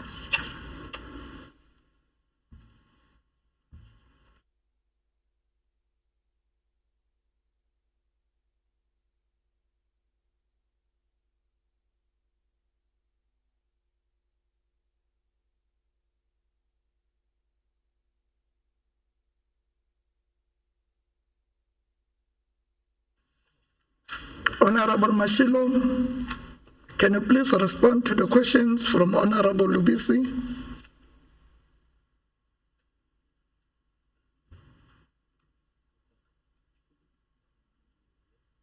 Honorable Speaker, do you hear me? Yes, we can hear you. Oh, is it me who must speak?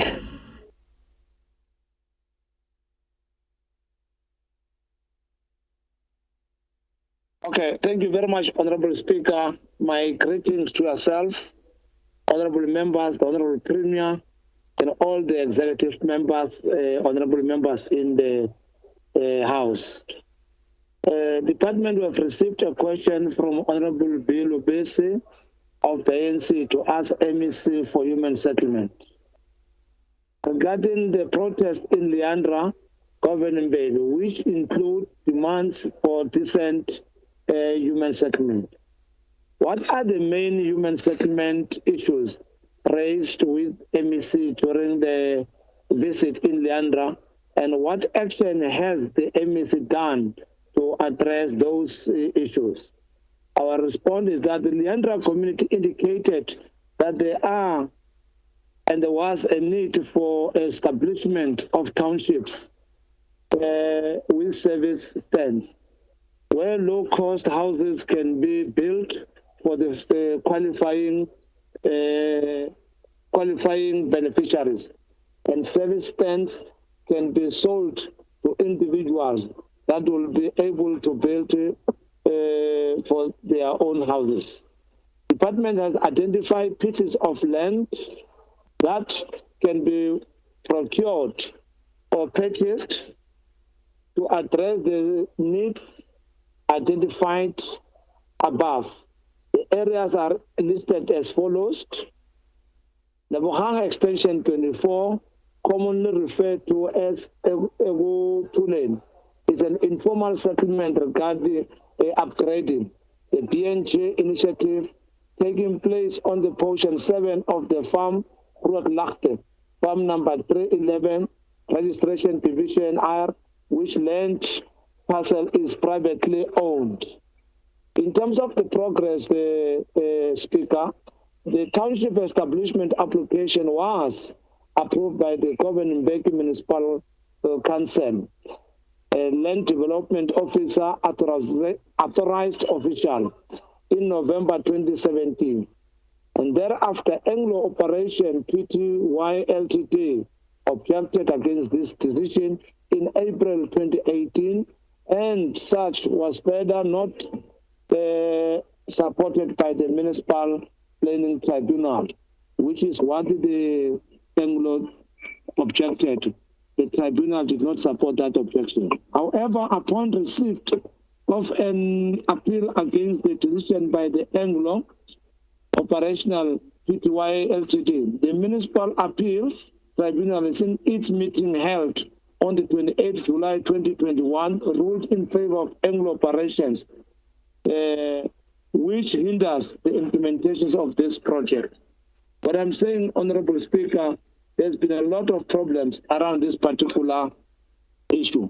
And the owners of the land, which is the MIB infrastructure, they then equally went to court trying to challenge this particular matter. So that is a stalemate in that regard. That is so far as the Egulenden is concerned. The other extension was Lebogang Extension 25. It's a BNG initiative taking place on portion 29 of the farm Brakfontein, farm number 310, registration division IR, which land parcel is equally privately owned.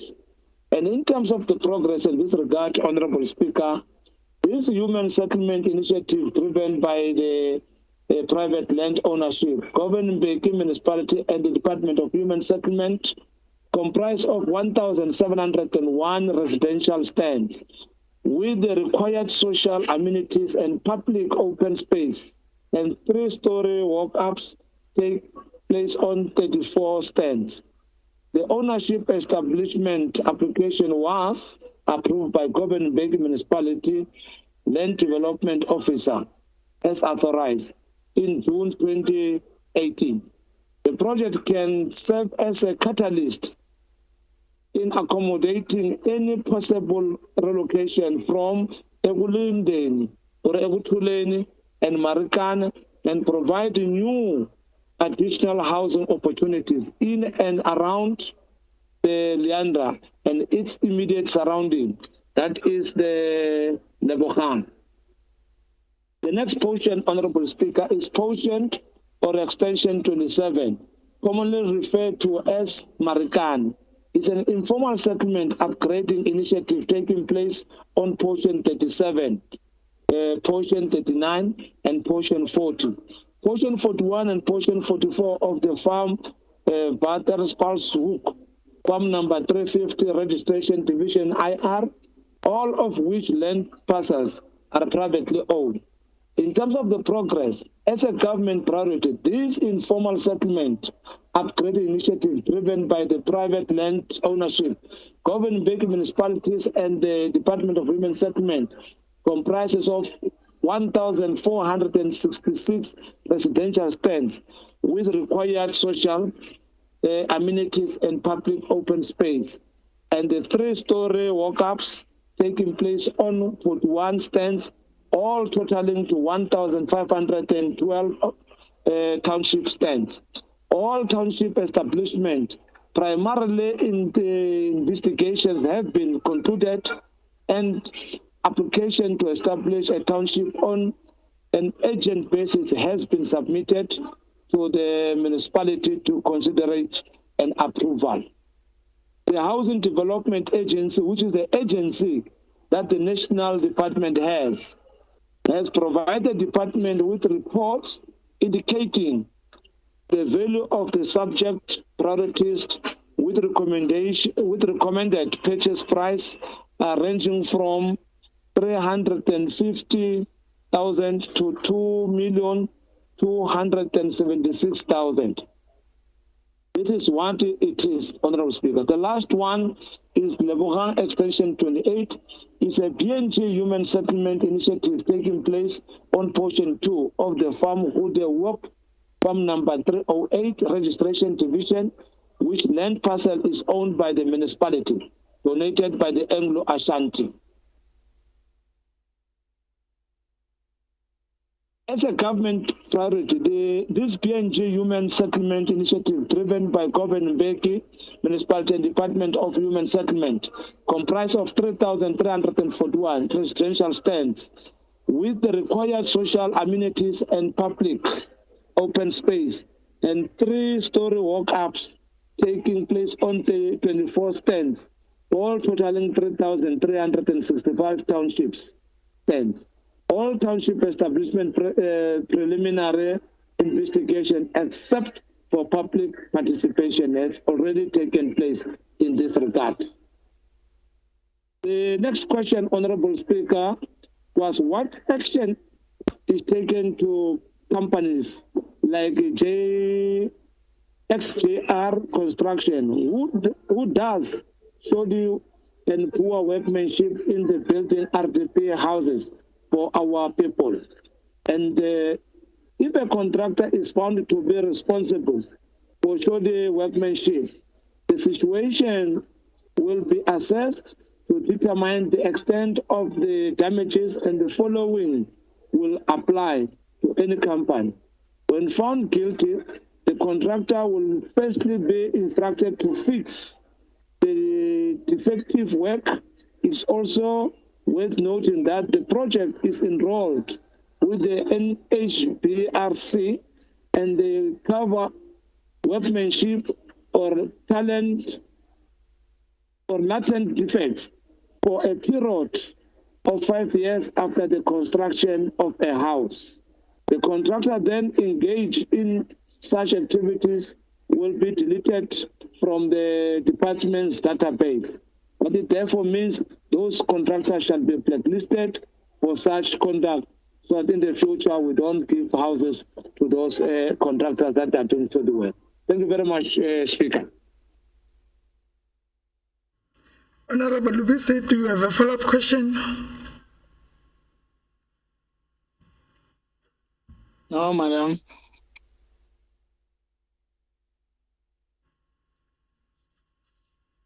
Are there follow-up questions from other honorable members?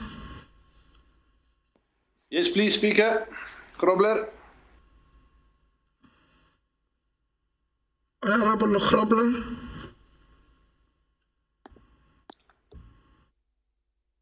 Thank you, Honorable Speaker. MEC, thank you for that very detailed answer.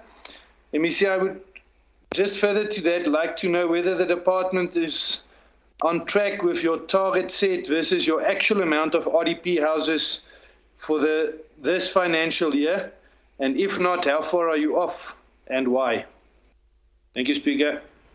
Honorable MEC.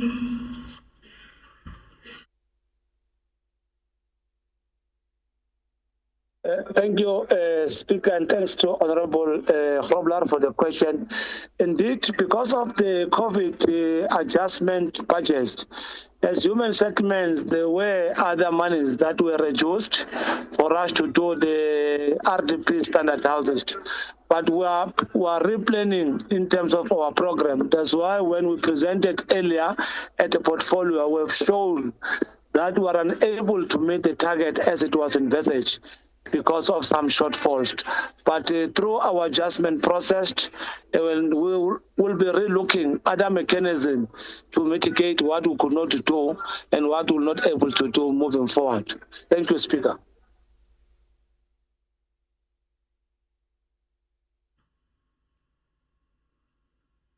The next question is from the Honorable GP Mashego from the ANC to ask the MEC for Cooperative Governance and Traditional Affairs. Honorable Shiba, can you please respond to the questions?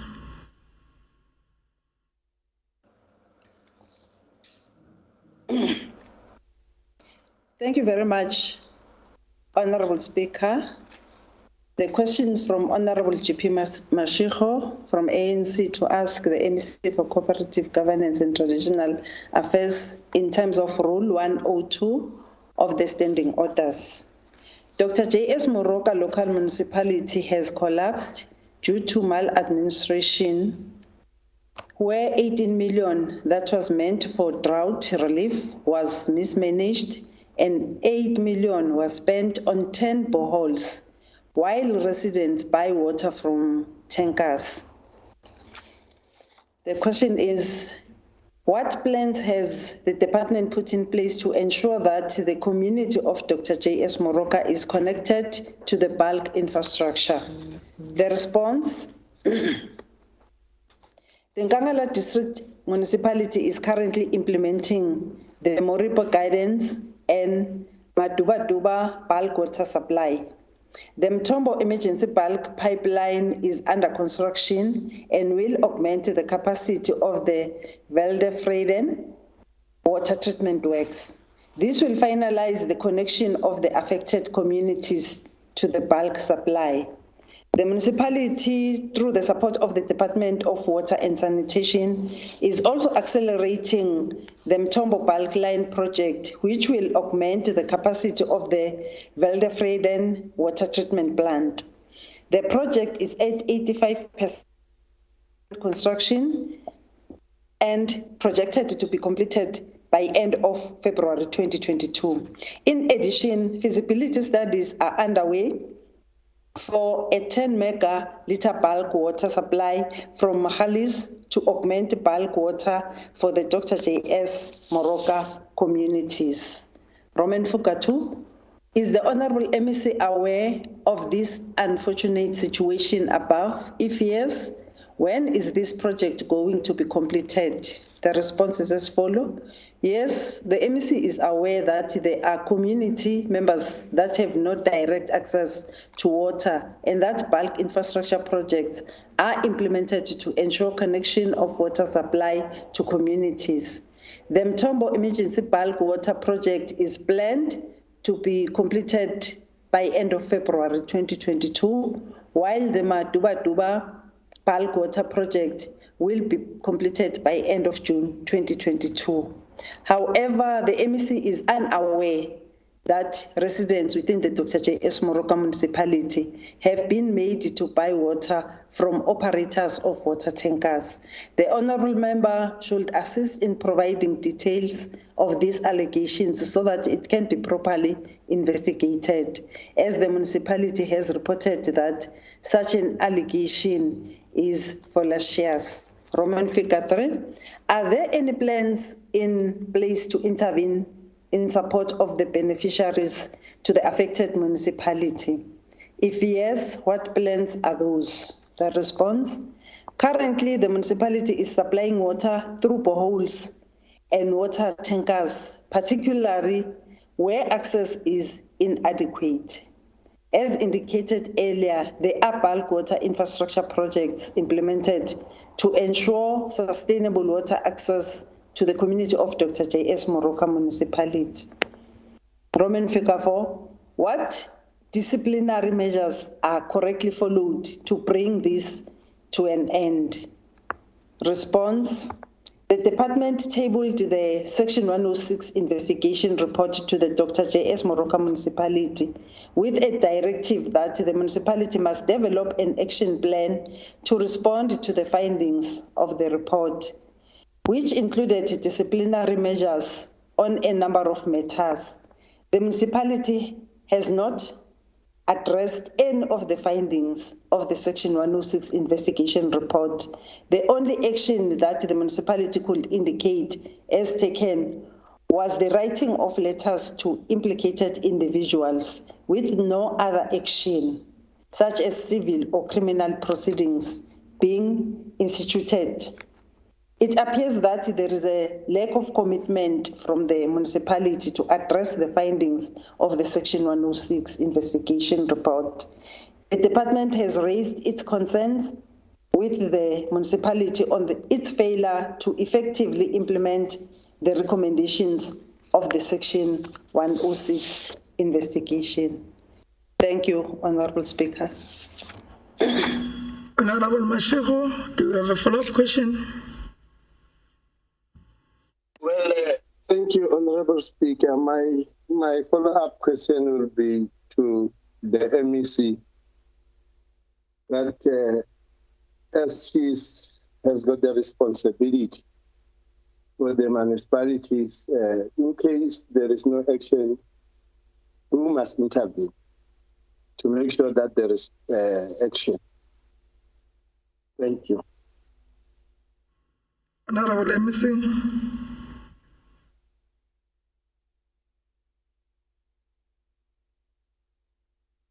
Thank you very much, Honorable Member, for the follow-up question. We will make a follow-up again, and it is our responsibility that if the investigation report is not being implemented, we will not hesitate to explore any legal remedies available to it. It's something that we will do. We will first table the investigation report to the new council as they are inaugurated. Then after that, we will also make follow-ups. And if they are also not implementing the recommendations, really we will not hesitate to explore legal remedies. Thank you very much. Are there follow-up questions from other honorable members? Honorable Waba. Speaker, Grobler, please.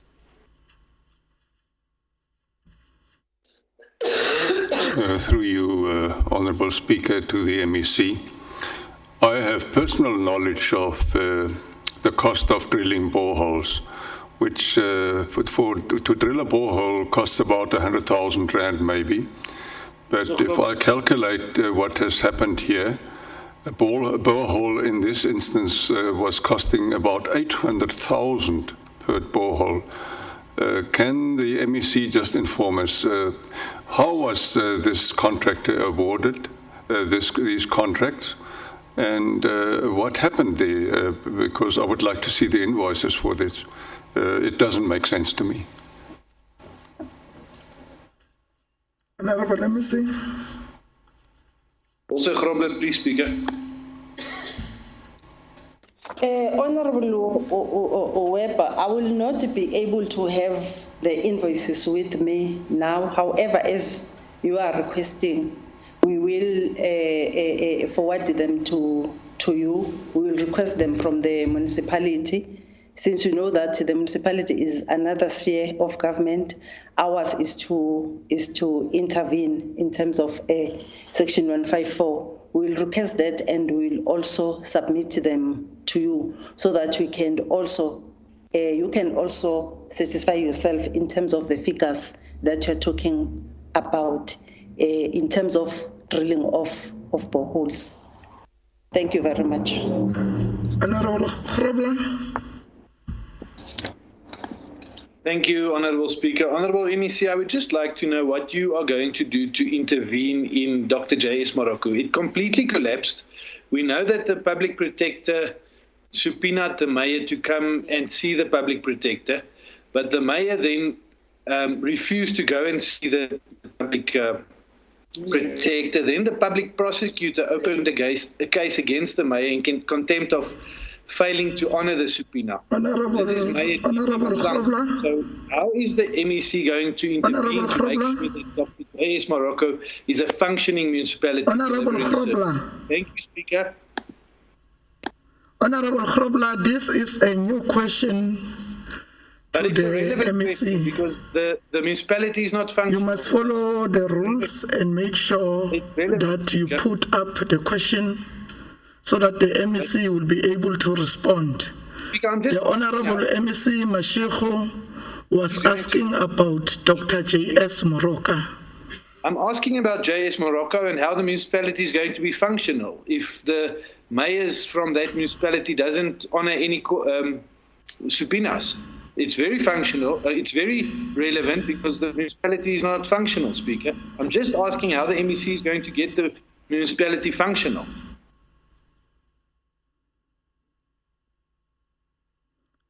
MEC, if you are able to respond, you can respond. Thank you very much, Honourable Speaker. Let me start by correcting what Honourable Grobler is saying. It's not the executive mayor that was supposed to appear before the public protector. It was the former speaker, Honourable Grobler. Secondly, Honourable Grobler, in terms of your other question, let us give the newly appointed administration and see if they will not improve on what you are saying in terms of the functionality of that municipality. We will then judge out of them when they start with their work. But ours as the province is to intervene. We will continue to assist the municipality so that it can also be able to function like any other municipalities. But for now, let us give the newly appointed Honourable Grobler a chance to work. Thank you very much. The next question is from Honourable R.J. Sithole. I have received an apology from Honourable Sithole that Honourable Grobler will stand in for her from the DA to ask the MEC for help. Honourable MEC Manzini, can you please respond to the questions?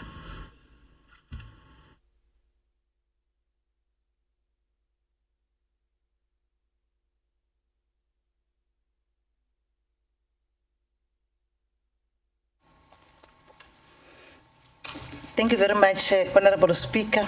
Let me greet the Honourable Premier, Honourable members of the Executive Council, Honourable members of the Legislature, the DG and all HODs in our midst. The question from Honourable R.J. Sithole with regards to Honourable MEC's response on the 7th of September 2021 on long-term care psychiatric patients. Can the MEC please indicate the following? The new psychiatric hospital is being built in the Nkangala region. Can the MEC state where the identified site is? And does the land still need to be purchased by the department? The response is that yes, the MEC can confirm that the site is situated to Farm 293JS along the old Middleburg Road between Witbank and Middleburg, opposite Sasol Garage. This land is not purchased but donated by Emalahleni local municipality. The second question, when will the EIA take place and when will the design and plans be drawn up? The response is that the department is currently busy with planning. The environmental impact assessment is part of planning and it is already started and will take 9 months to be completed. and is expected to be completed by April 2022. What services will the hospital be able to provide to patients and their families regarding mental health? The response is that the facility will be providing various categories of care. Category 1, which is voluntary patients, which means that patients who are themselves that they need psychiatric assistance and request it. The second category is assistant patient who don't see themselves that they need a psychiatric assistant but are willing to be assisted. And the third category is involuntary patients who don't see themselves that they need psychiatric assistance and are psychotic and cannot make decisions for themselves for the following services. And how many beds is being planned for this hospital? Second question, and how many will be for long-term care? In terms of the response, the facility will have 400 beds, 200 beds general, 100 beds forensic, and 138 beds are planned for long-term care. What is the expected cost of this hospital, and when will the department start budgeting for this hospital, and when does the MEC foresee this hospital being completed? The project cost is estimated at 5.5 billion, and the department is planning to start budgeting in 2022-2023 to conclude planning and start construction in 2023-2024. Thank you, Honorable Speaker. Honorable Grobler, do you have a follow-up question? I'm covered. Thank you, Speaker. Thank you.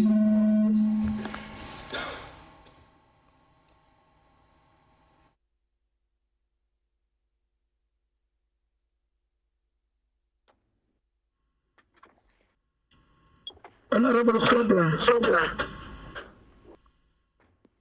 Speaker, I'm covered. Thank you very much, and thank you for the answers, MEC. Are there follow-up questions from other honorable members?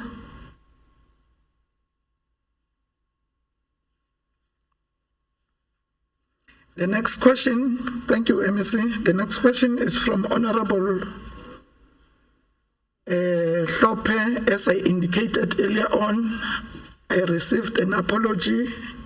Honorable F.M. Lombo will stand in for her to ask the MEC for social development. Honorable MEC, can you please respond question number 73? Thank you, Honorable Speaker. I will be dealing with question 73, but my plea with your good selves, Honorable Speaker, due to the hectic schedules, I was in back-to-back meetings. I started with the 17.3. I started with the last question. If I may be allowed, just deal with all of those questions at a go so that the 59 doesn't get lost in the process. Thank you very much. Question 73 from Honorable Hlophe. The question that she raises that most of our rural youth in our township, women and people living with disabilities are unemployed, and also that there is a great need to keep them away from drugs and crime in general.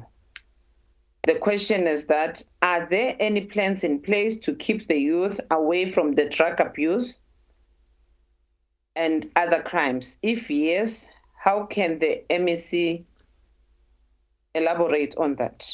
The department is developing a provincial drug master plan that will provide treatment and prevention services to all our citizens in the province.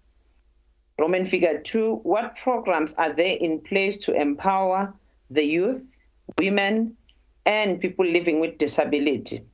People living with disability, there are 8 residential care facilities with 616 beneficiaries, 56 protective workshops with 1,719, and 51 stimulation daycare centers with 1,260 beneficiaries.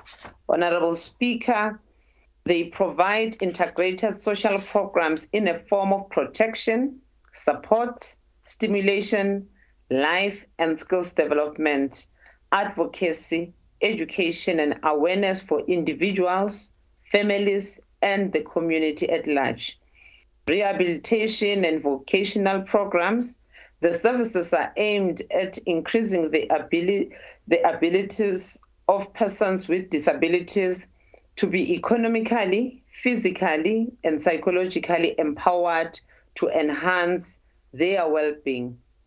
On the youth development, Honorable Speaker, the primary focus of this program is to design interventions that promote social inclusion and begin to impact on the social challenges that underpin the youth in our province.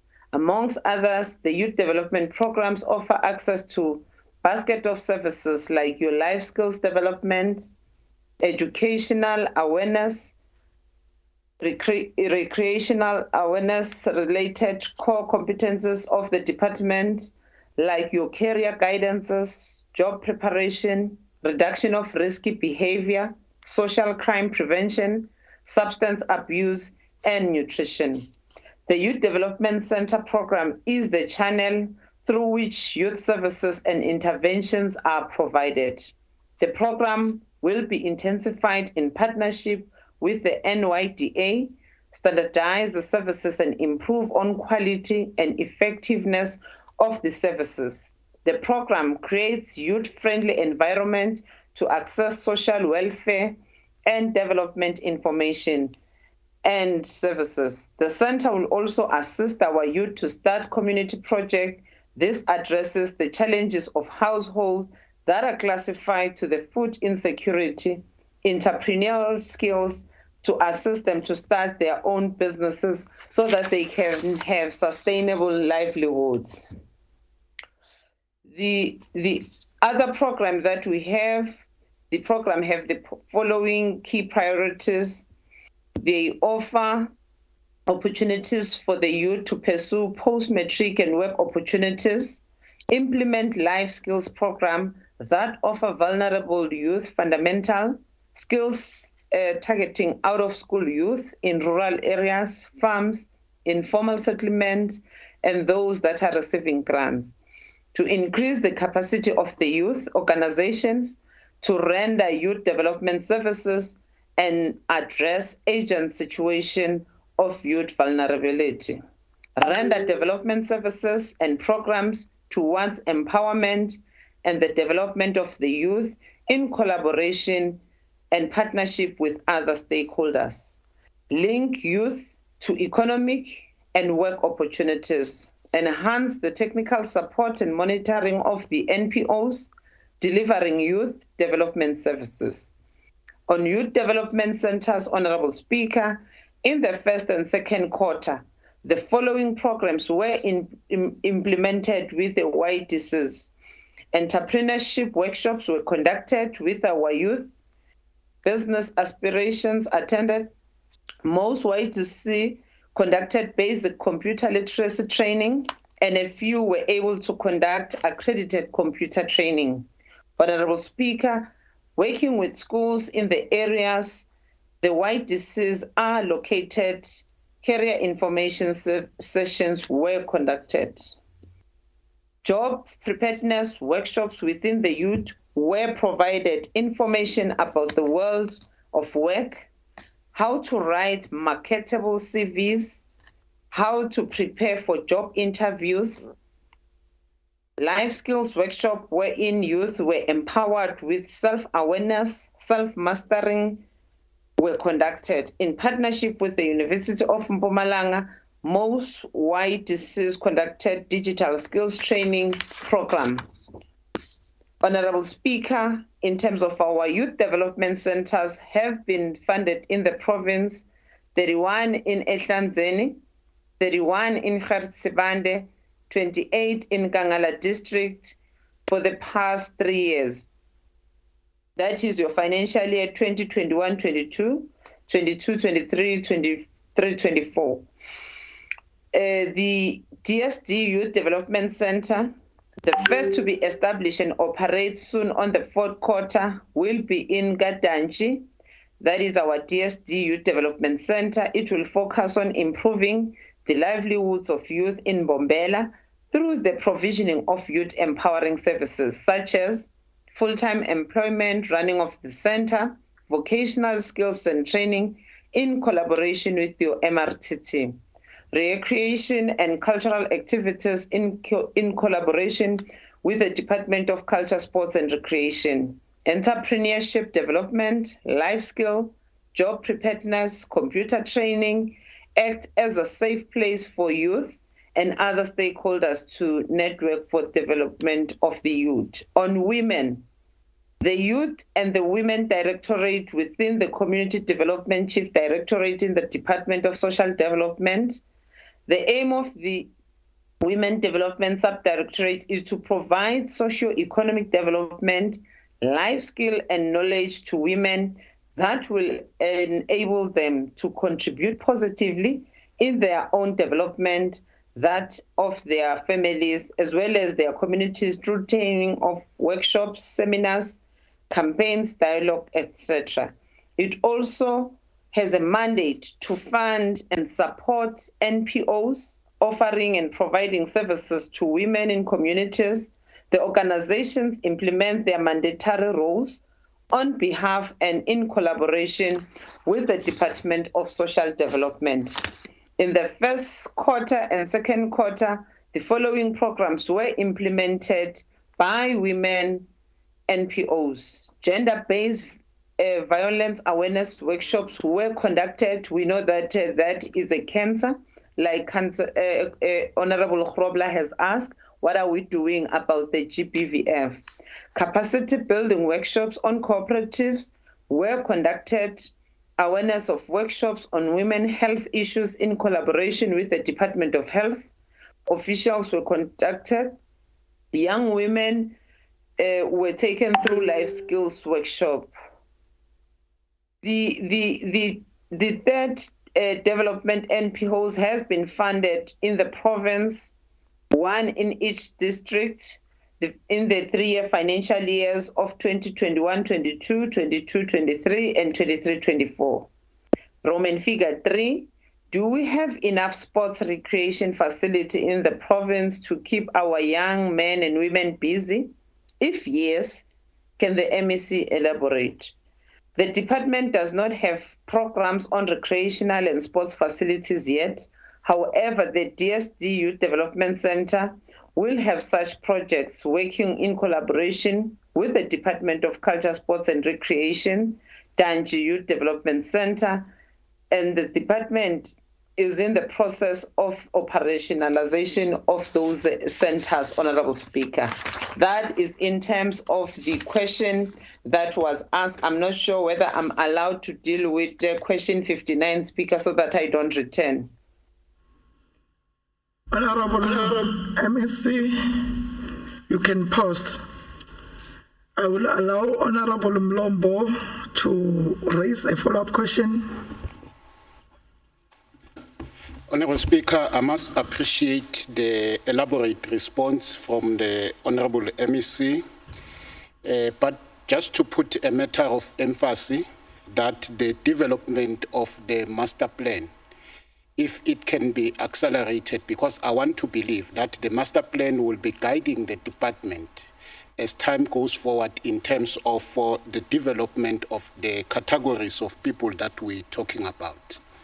But I think also we must appreciate the collaborations with the Mpumalanga University and the MRTT, because the children, when they emerge from those training, they will be certificated and they will be able to market themselves to be able to work wherever there will be opportunities for them.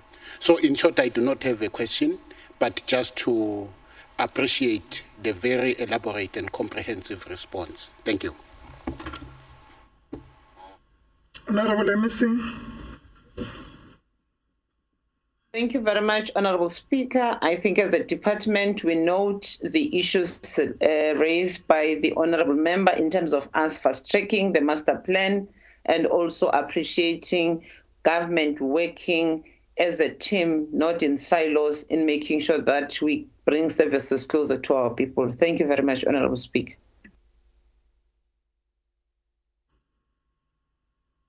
Honorable members, allow me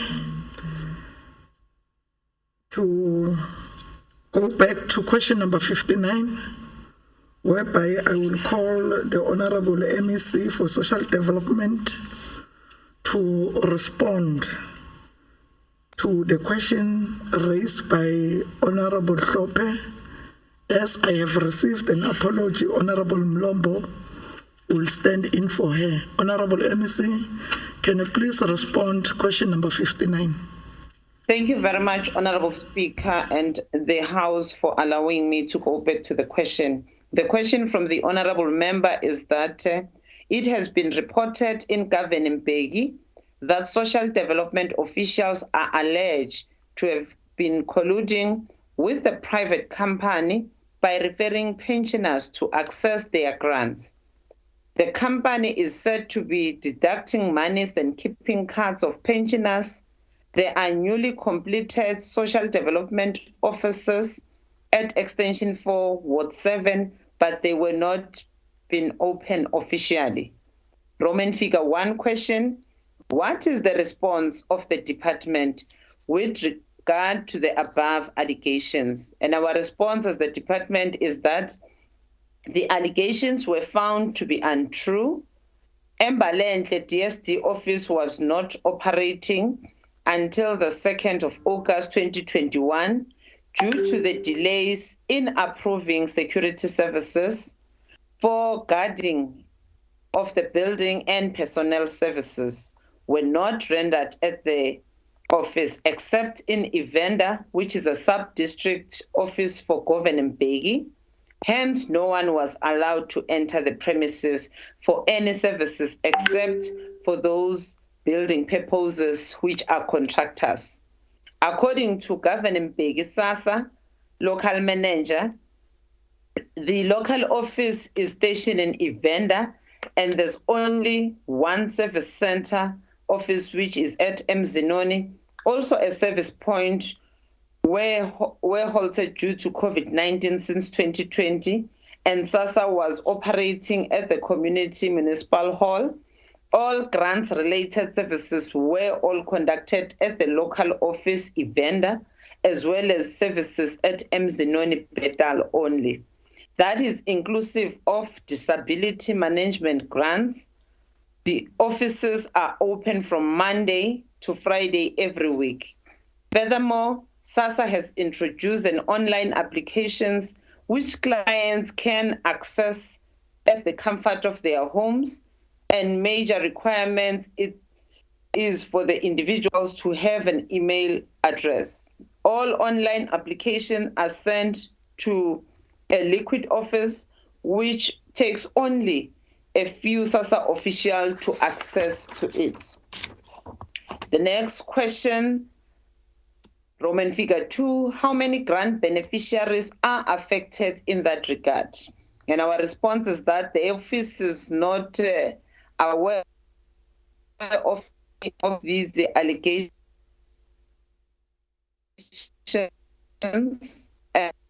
but first SASSA to further investigate and check how many beneficiaries were affected.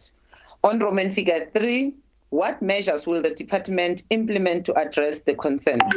SASSA needs to conduct an awareness campaigns on their services, especially on this application system, so that our communities are well vested with these processes. Question Roman figure 4, what are the delays in moving officials to the newly built and completed office? And our response is that the delays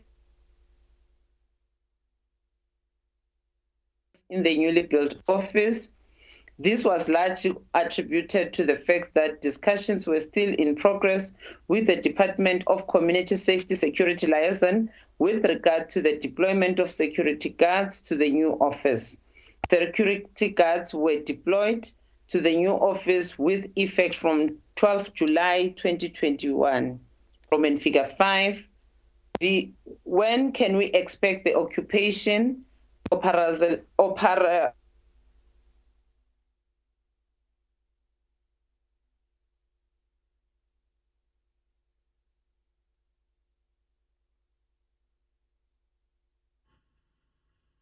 Can you unmute Honorable MEC?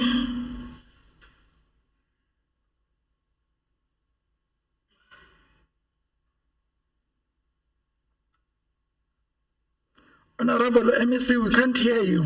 Can you unmute so that we can hear you?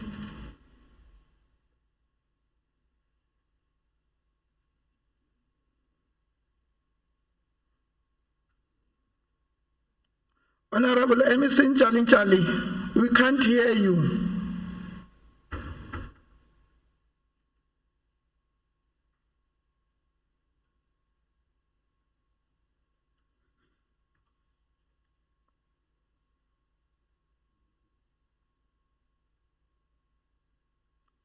Honorable MEC Njali, we did not hear the last response. You were muted. My apology, Honorable Speaker. Maybe it's my network. Maybe let me repeat Roman figure 5, Honorable Speaker. When can we expect the occupation and operationalization of the new offices? The office is currently occupied and in operation with effect from the 2nd of August 2021. Only landline telephones have not been installed. The department is working with Telkom to address the matter. However, currently officials are accessible through mobile phones and landline telephones in Evander office.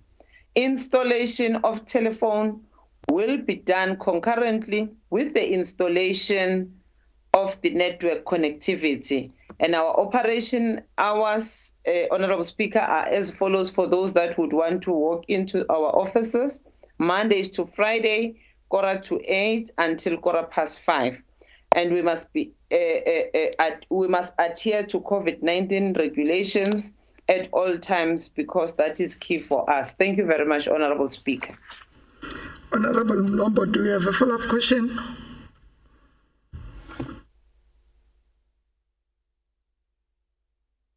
Thanks, Honorable Speaker. I think I'm fine with the responses and appreciate the progress that has been registered. Thank you, Speaker. Are there follow-up questions from other honorable members?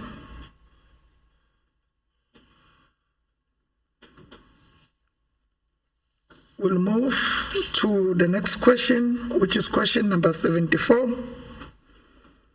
From Honorable J.L. Tabete from the ANC to ask the MEC for Health. Honorable MEC Manzini, over to you.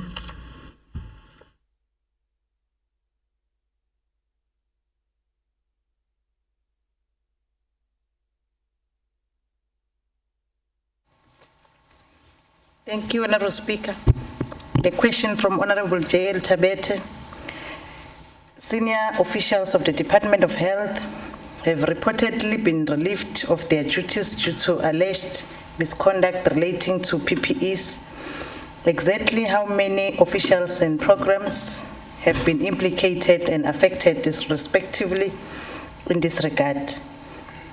The response is that 2 officials have been implicated and 2 programs, which is finance and pharmaceutical depot, have been affected in this regard.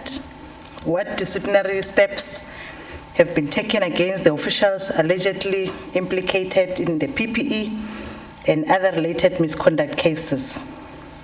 The response is that the 2 officials have been precautionary suspended and are currently being charged with misconduct. Presiding officers has been appointed in all the cases, and the disciplinary inquiry to be scheduled for the first week of December 2021. What measures have been taken by the department in order to ensure that service delivery is not affected by the decision to relieve the officials of their duties? The accounting officer has delegated some officials to act in the affected position to ensure that service delivery continues. The 4th question, since the misconduct related to misappropriation of PPE fund, roundly how much is the department expecting to recover? From the current report received from the SIU, the nature of misconduct committed by the officials in terms of the recommendations by the Special Investigation Unit does not relate to misappropriation of PPE fund. However, it relates to the violation of procurement processes, which is misconduct, and therefore the question of recovery may not be initiated for now as the course of action is not linked to misappropriation. Thank you, Honorable Speaker. Honorable Tabete, do you have a follow-up question?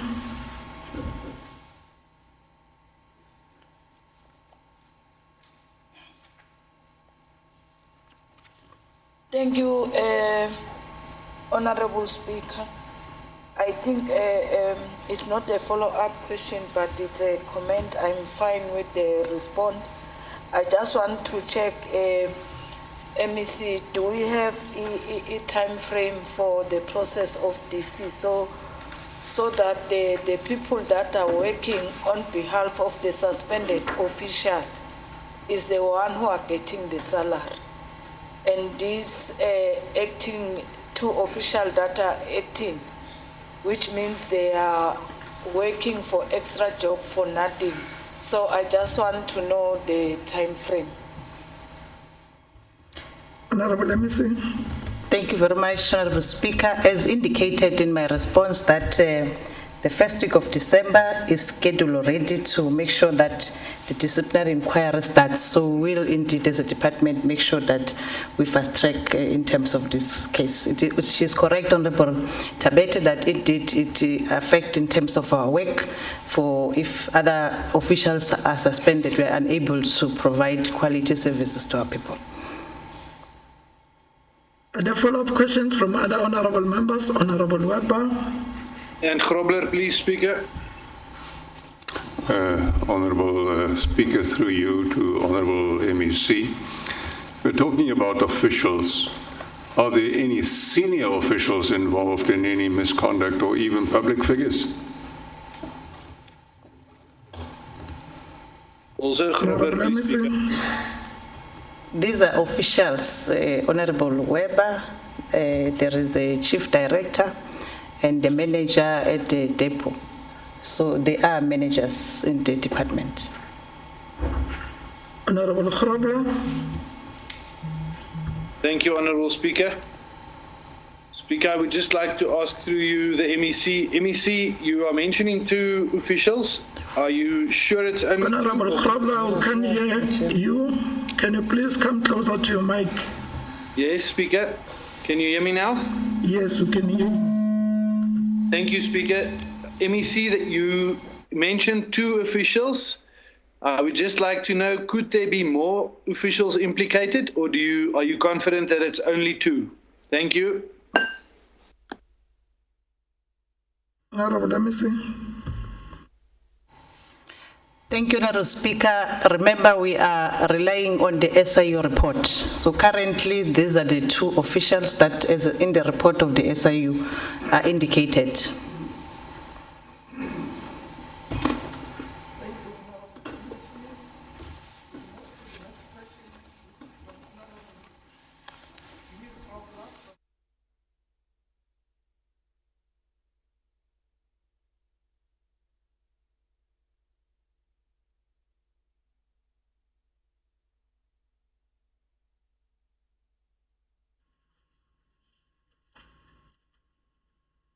Honorable Lachman, over to you to respond to the questions from Honorable Grobler.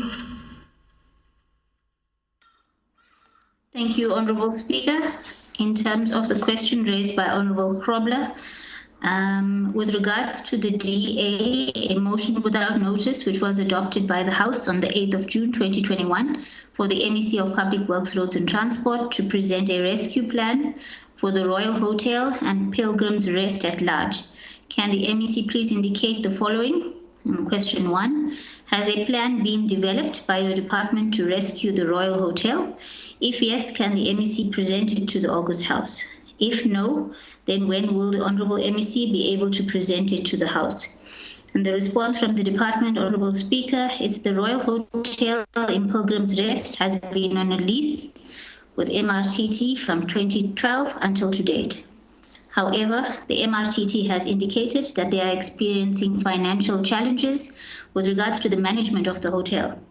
The Department of Public Works, Roads and Transport, which is the custodian of the town, convened a meeting between the MRTT and MDOE to map a way forward towards the rescue of the hotel. The meeting resolved to appoint a company called Kruger Onsabi, which is under Bond Hotels, to do a feasibility assessment of the viability of the hotel with the possibility of a takeover. This company currently has a lease with the department for the caravan park at Pilgrims Rest. The company is currently busy with the feasibility study for the hotel and was given a period of not more than 60 days to conclude the work. The 60-day period will lapse on the 4th of December 2021. In terms of question 2, how important is it for Mpumalanga, the Royal Hotel, as well as Pilgrims Rest Town to be a viable tourist destination? Pilgrims Rest has been declared a provincial heritage site. The history of the town, and the town being a living museum, makes it unique and important for it to be preserved as one of the tourist attractions within the Mpumalanga province in the panorama route. The existence of the hotel plays a very important role, not only as one of the businesses that employ many people from the community, but also serve as destination for tourists internationally and locally. The existence of the hotel affords the business community of Pilgrims Rest to be able to bring tourists as an overnight destination of choice and also boost the economy of Pilgrims Rest. The history of the hotel, the structure and decor of the hotel is unique, and it represents the old age of the town. The town hosts annual events such as gold panning championships that attracts the international competitors, and the need the hotel for accommodation when they when they come to the country to participate. Pilgrims Rest will be hosting the 2023 World National Gold Panning Championship, and this event will require a lot of accommodation to accommodate the tourists, since the town will be expecting lots of international and local players. And as such, the Royal Hotel will play a vital role. In terms of question 3, what percentage does Pilgrims Rest contribute to the overall tourist GDP? The Royal Hotel is one of the key economic drivers in the town of Pilgrims Rest. However, the department has not embarked on acquiring the statistics regarding the contribution of the town to the overall tourist GDP. The department will work on a process of acquiring these statistics and include it in the rescue plan. The next question, Honourable Speaker, has the department possibly identified capacity issues at local government level, and if so, what assistance is being provided? And the response from the department works very closely with local municipalities, and most rural municipalities have very limited capacity. And the department, through the Municipal Support Program, intervenes to assist. However, this assistance is very limited because of the limited funding to meet the needs of the provincial road network. The last question, is there any time frame set to ensure a drastic reduction of potholes across the province? Our response is the department is not yet able to put a time frame because of the current unpredictability of funding. The maintenance strategy enables projections for the improvement of the road condition for various funding scenarios. At current funding levels, more so after withdrawal of the Coal Haulage Road Maintenance Grant, the provincial road network will be progressively deteriorating over time. I thank you, Honourable Speaker. Honourable Grobler, do you have a follow-up question? Yes, Honourable Speaker, I do. Thank you so much. MEC, again, thank you for the answer. MEC, I would like to ask you, is the department planning on funding the upgrade of the town of Pilgrims Rest to boost the economy? We've spoken at length about the potential of this town, but if we've been on an oversight to Pilgrims, you realize that there is some upgrading that's needed in that town. Is the department planning that at all? And if so, how are you going to do that? Thank you, MEC. Thank you, Speaker. Honourable MEC. Thank you, Honorable Krobler, for that follow-up question. I think indeed the issue of Pilgrims Rest is a concern in terms of it being a tourist attraction site. Working together with the Department of Economic Development and Tourism, I think both departments can collaborate on a way forward in order to ensure that indeed we do not lose tourists visiting that destination. Are there follow-up questions from other honorable members?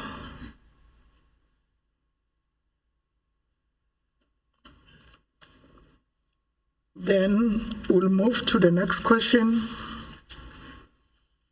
Question number 77 from Honorable J.L. Tavete from the ANC to ask the MEC for health. I will now call upon the MEC Manzini to respond to the questions.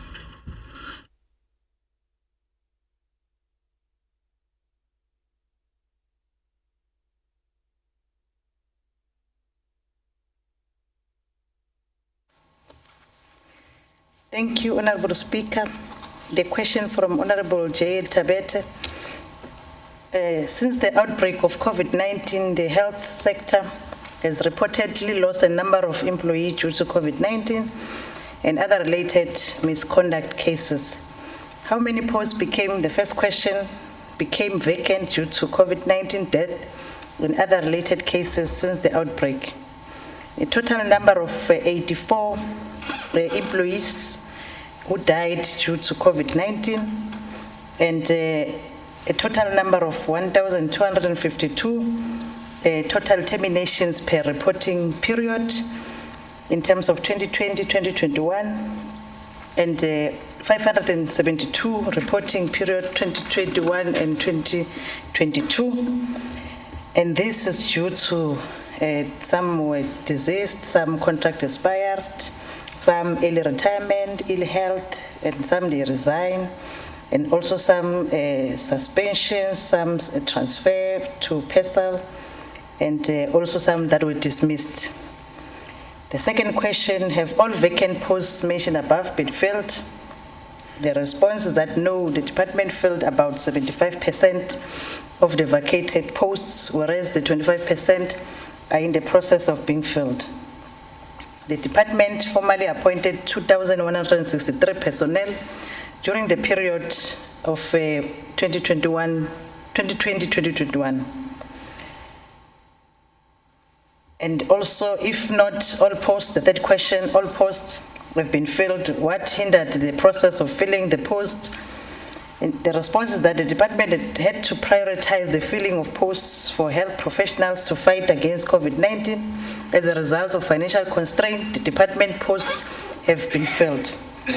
As I've indicated, 869 permanent posts were filled during 2020-2021, 161 contract posts for COVID-19 sprayers were filled during 2020-2021 financial year, and 719 contract posts filled during 2021-2022 financial year. Thank you, Honorable Speaker. Honorable Tabete, do you have a follow-up question?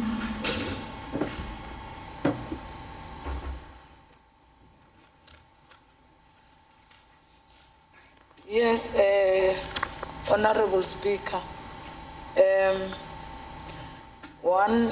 I want to check that the 25% that are left, when the department are going to fill those posts.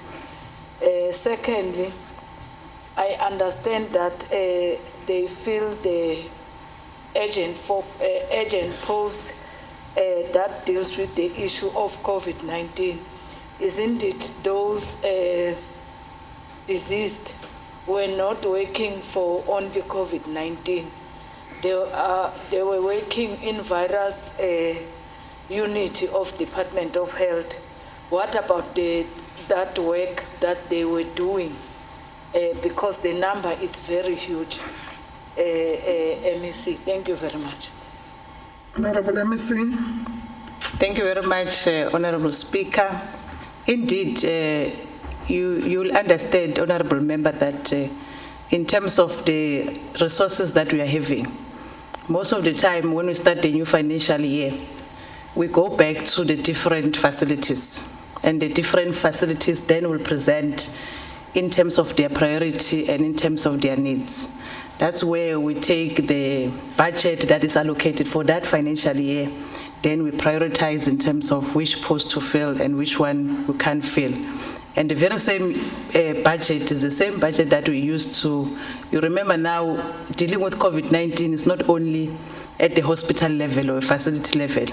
It also includes the issue of your vaccine rollout, where you need the very same professional nurses that must go out and roll out the program of vaccine. So hence I'm saying, in terms of the limited budget that we are having, we managed to fill the posts that we are indicating. And of course, what is good is that nationally also there is maybe some budget that it will be given to us so that we are able to maybe use the very same budget to fill other posts with the limited resources that we are having. So that's where we are as a department currently. Thank you, Honorable Speaker. Are there follow-up questions from other honorable members?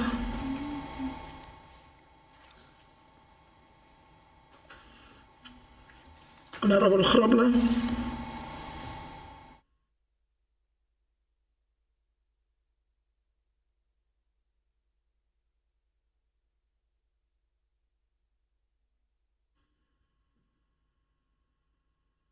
Honorable Grobler, your hand is up.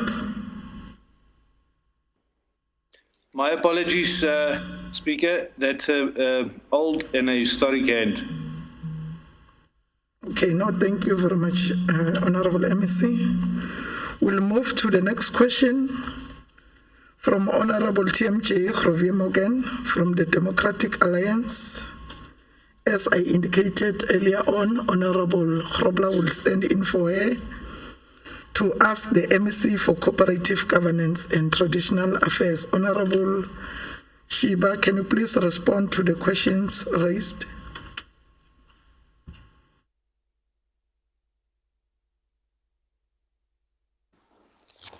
Thank you very much, Honorable Speaker. Honorable question 78 from Honorable TMJ Grovier-Morgan to ask MEC for Cooperative Governance and Traditional Affairs in terms of Rule 107 of the Standing Orders. In respect of appeals received by the MEC in terms of Section 14, subsection 3 of the Code of Conduct for Municipal Councillors, Schedule 1 of the Municipal Systems Act, number 32 of 2000. The question is as follows. How many such appeals were received by the MEC in respect of each of the municipalities in the province since the 3rd of August 2016, and when were each received? The response is as follows. The MEC received 5 matters which are emanating from the Code of Conduct for Municipal Councillors from the period of August 2016 to October 2021. Gangala District Municipality, we received a request to remove Councillor Bosheho in terms of item 4 sub-item 2 of the Code of Conduct for Municipal Councillors in 2017. Steve Chote Local Municipality, a request to remove Councillor P. Mailola in terms of item 4 sub-item 2 of the Code of Conduct for Municipal Councillors in 2018. Then from the Baliseng Local Municipality, we have received a request to remove Councillor B.N. Kosi in terms of item 4 sub-item 2 of the Code of Conduct for Municipal Councillors in 2019. And for Dr.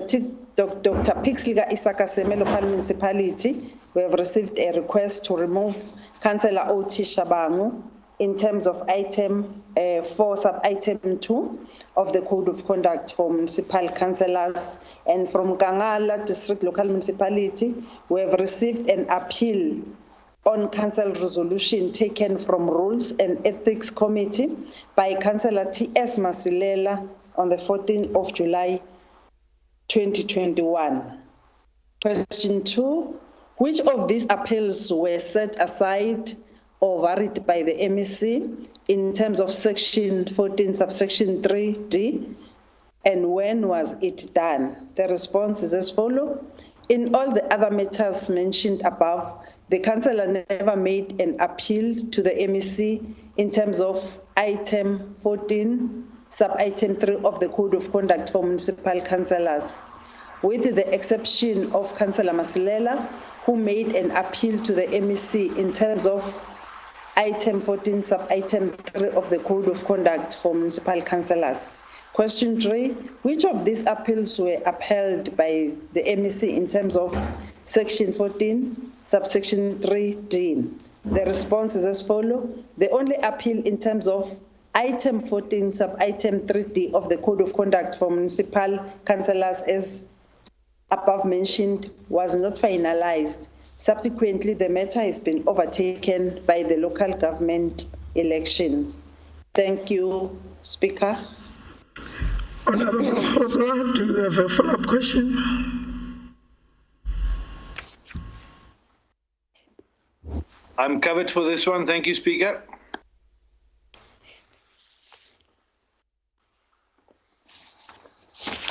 Speaker, can you hear me? I'm covered for this one. Thank you.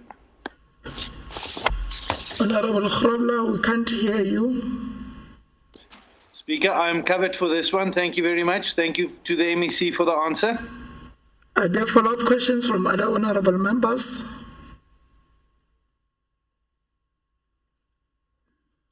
Then we'll move to the next question.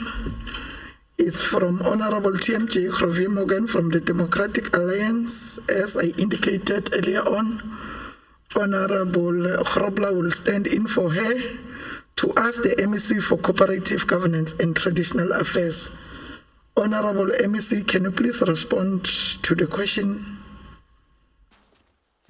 Thank you, Honorable Speaker. The question is in terms of Rule 107 of the Standing Orders in respect of appeals received by MEC in terms of Section 14, subsection 4 of the Code of Conduct for Municipal Councillors, Schedule 1 of the Municipal Systems Act number 32 of 2000.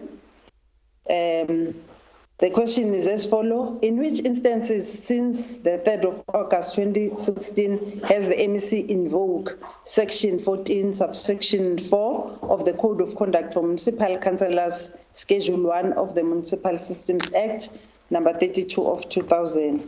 The response is as follows. In compliance with Section 14, subsection 4, the MEC for Local Government appointed a task team to investigate all alleged breach of a provision of this code and to make recommendations as to the appropriate...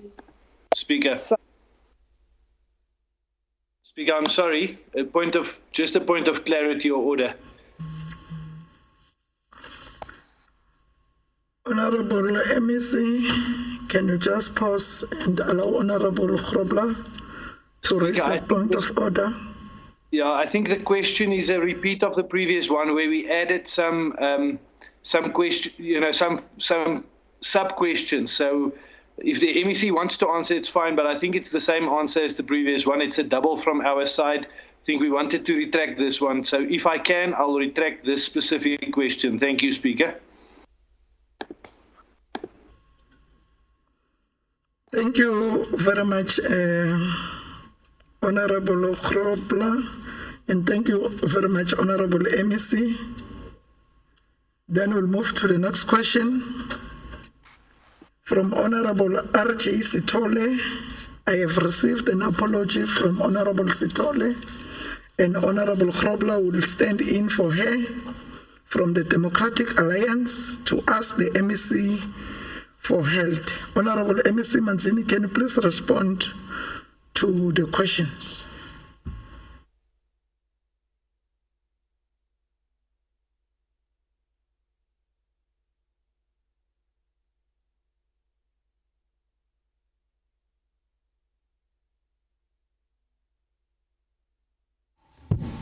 Thank you, Honorable Speaker. A question from Honorable RJ Sitole. With regard to Mpumalanga hospitals and clinics, could the MEC please indicate?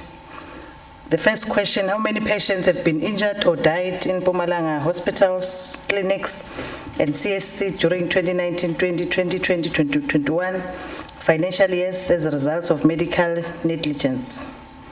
The response is that the following were reported to have been injured or died in Mpumalanga health facilities as a result of alleged negligence: 2019, 2020, 9, 2020, 2021, 11.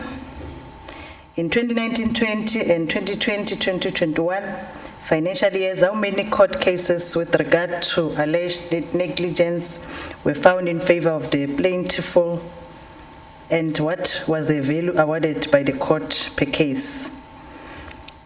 There is a list here, Honorable Speaker. I'm not sure whether must I go each and every one, but generally it's in terms of the patient had a placenta obstruction and subsequently bled to death, and there was a course of action around 2016, amount claimed 670 and amount paid 500,000. And the second one patient was a well-known schizophrenic patient on treatment for schizophrenia, and on 2018, 180,000 claimed and 90,000 paid. Patient pressed with injury on the right eye, 2018, 180,000 was claimed, 150,000 was paid. The patient was diagnosed with a fractured left elbow and was operated, and later had a loss of movement of his left arm, and it was in 2016, and 3,796,000 was a claim, and 2,343,000 was paid. It's a long list, Honorable Speaker. I'm not sure whether do I have to go each and every case. I'll be guided by the Honorable Speaker.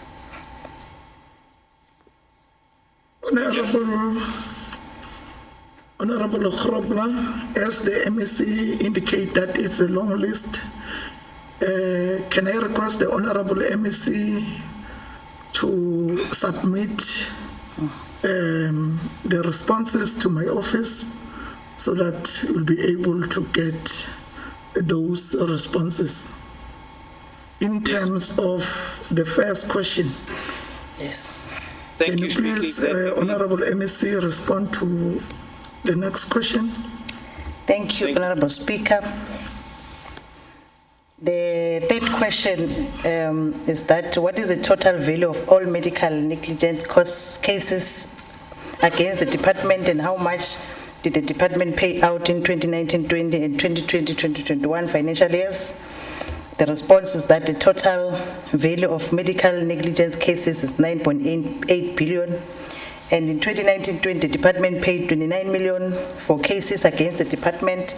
And in 2020-2021, the department paid 44 million for cases against the department. The fourth question, in 2019-20 and 2020-2021, what was the legal fees costs incurred by the department to defend alleged cases of negligence? In 2019-20, the department paid 91 million. In 2020-2021, the department paid 38 million. Thank you very much, Honorable Speaker. Honorable Grobler, do you have a follow-up question? Speaker, thank you very much. Thank you for the MEC for the answers. I would just like to know, in the first answer, the MEC said 11 people, and I'm not sure whether it's 11 people that passed on or 11 people that were injured. If you can please just give clarity, MEC.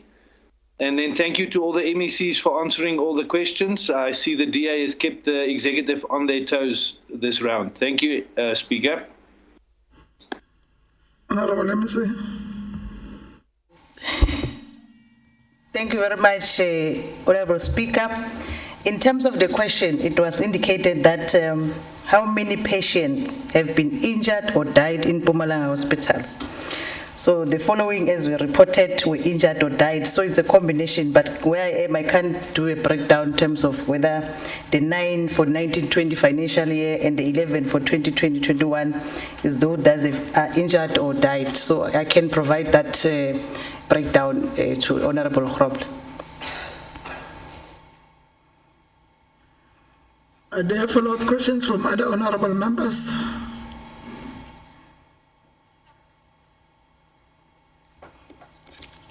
Thank you, MEC. Thank you, Honorable Speaker. Oh, before Honorable MEC, there's a hand, Honorable Weber.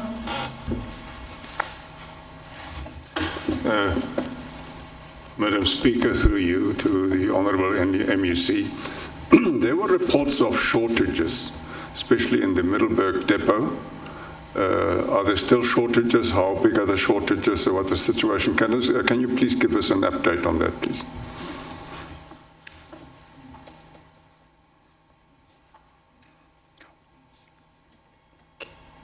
Honorable Weber, you are raising a new question.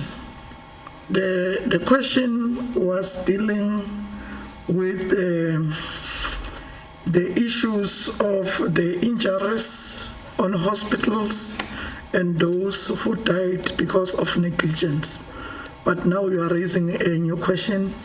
I think you must follow the rules so that your question should be answered by the Honorable MEC. Thank you, MEC. Thank you, Honorable Speaker, but maybe because it's a serious matter that Honorable Weber is raising, I can just indicate that, of course, we had a challenge in terms of medication during the transition where we had to, there was a lot of court cases, but I can indicate that currently all is fine. Even the Honorable Premier went there to physically check at the depot with us. So in terms of what we saw, what was presented, we can indicate that currently we don't have a challenge in terms of medication in our facilities. Even when I go on oversight, I check that do they have medication, and they are having medication. And also the Honorable Premier had a meeting with the main contractor that also in terms of making sure that medication, because indeed medication is a serious matter for our people, and so I'm responding based on that, Honorable Speaker. Thank you, MEC. Let me take this opportunity and thank all the MECs for coming to the legislature to come and account. We thank you, all honorable MECs, for your time. Then the Secretary shall read the third order of the day.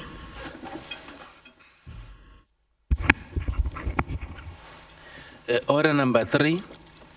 Consideration of reports of the Portfolio Committee on Premier's Office, Finance, Economic Development and Tourism. 3.1, First Quarterly Performance Report for 2021-22 financial year, Mpumalanga Economic Growth Agency.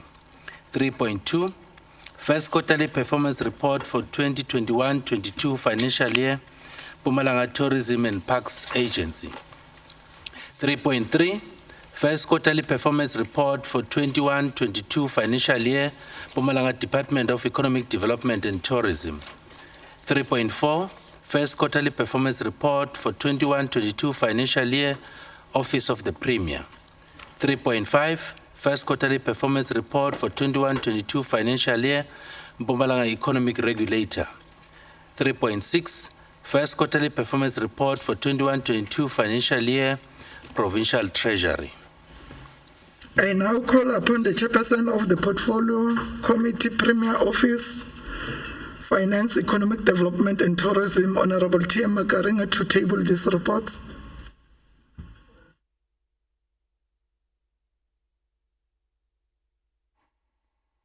Yeah, thank you, Honorable Speaker. On behalf of the Portfolio Committee on Premier's Office, Finance, Economic Development and Tourism, I rise to table this report before the August House for consideration. Thank you. I am informed that there is no debate on these reports. Now the question before the House is whether we agree to adopt these reports as tabled by Honorable T.M. Makaringi. Agreed to? As so agreed. The Secretary shall read the fourth order of the day. Order number 4, consideration of reports of the Portfolio Committee on Agriculture, Rural Development, Land and Environmental Affairs.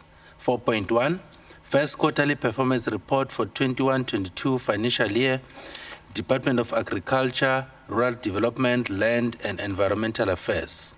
4.2, report on the National Forest Amendment Bill, B11D of 2016.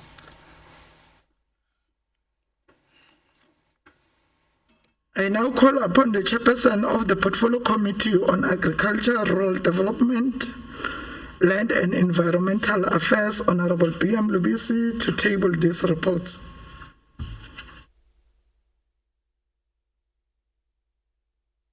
Thank you, Honorable Speaker. On behalf of the Committee on Agriculture, herein table the reports as aforementioned by the Secretary for the House to consider. Thank you.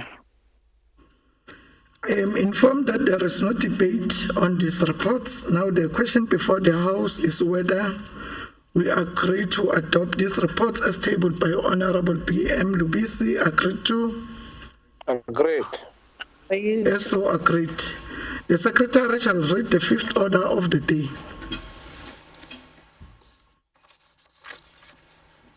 Order number 5, consideration of reports of the Portfolio Committee on Education, Culture, Sports and Recreation. 5.1, first quarterly performance report for 21-22 financial year, Department of Culture, Sports and Recreation. 5.2, first quarterly performance report for 21-22 financial year, Department of Education. 5.3, first quarterly performance report for 21-22 financial year, Mpumalanga Regional Training Trust. 5.4, oversight visit conducted at Pixilga Iseme and Likwa Local Municipality on the 15th and 16th of September 2021. 5.5, oversight visit conducted at Mkondo Local Municipality, Dlela Secondary School on the 10th of September 2021, Department of Education. 5.6, oversight visit conducted at Dr. Pixilga Iseme, Local Municipality, Seme Secondary School on the 15th of September 2021, Department of Education.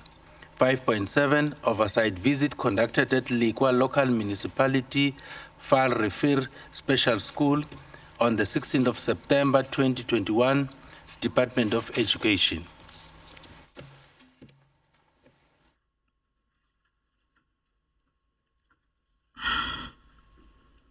I have received an apology from the Honorable Ngomana. I will now call upon the Honorable Evim Lombo to table these reports.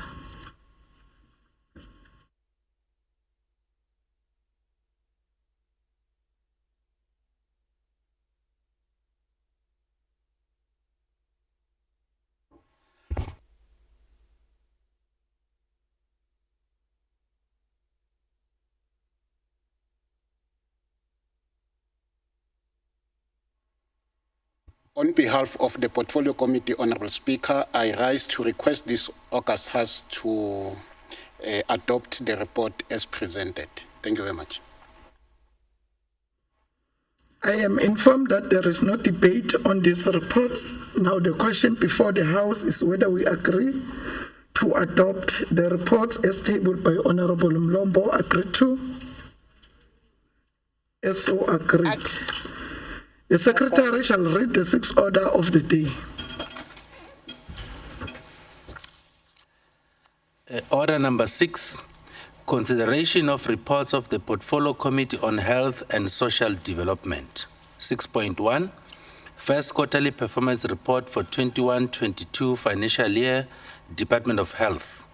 6.2, first quarterly performance report for 21-22 financial year, Department of Social Development.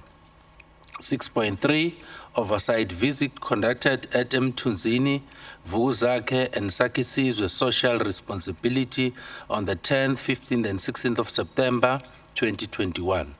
6.4, oversight visit conducted at Driefontein, Perrekop and Lillian Mbagazi Community Health Care Centers on the 15th, 16th and 16th September 2021 respectively. I now call upon the Chairperson of the Portfolio Committee on Health and Social Development, Honorable J.L. Tabete, to table these reports.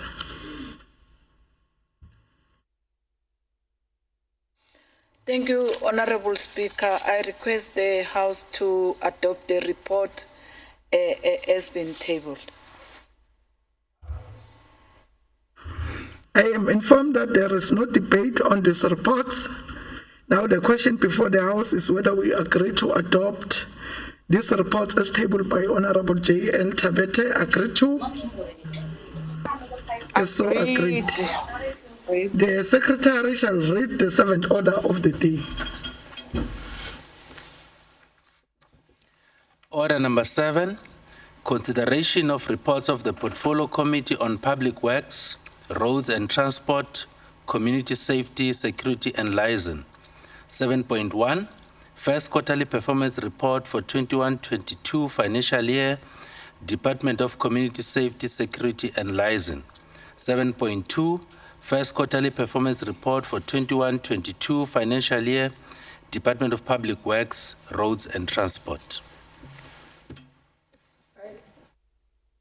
I now call upon the Chairperson of the Portfolio Committee on Public Works, Roads and Transport, Community Safety, Security and Liaison, Honorable N. Mahlangu, to table these reports.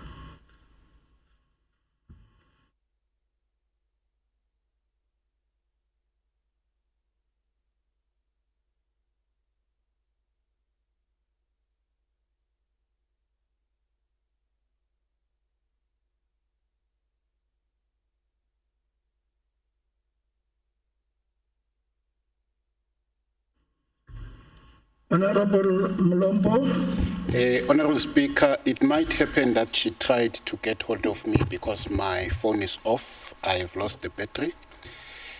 But on behalf of the Portfolio Committee, let me rise to sort of request this August House to adopt the report as presented. Thank you.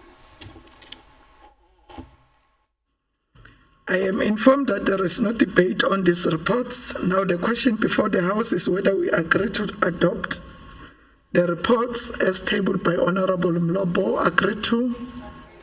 Agreed. Yes, so agreed. The Secretary shall read the 8th order of the day. Order number 8, consideration of reports of the Portfolio Committee on Human Settlements, Cooperative Governance and Traditional Affairs. 8.1, first quarterly performance report for 21-22 financial year, Department of Human Settlements.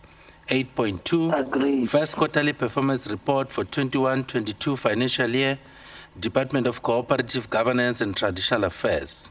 8.3, oversight visit conducted at Gersibande District on the 10th, the 15th and 16th of September 2021, Department of Human Settlements. 8.4, oversight visit conducted at Mkondo Local Municipality on the 10th, 15th and 16th of September 2021, Department of Cooperative Governance and Traditional Affairs. 8.5, report on the Local Government Municipal Systems Amendment Bill B2D of 2019.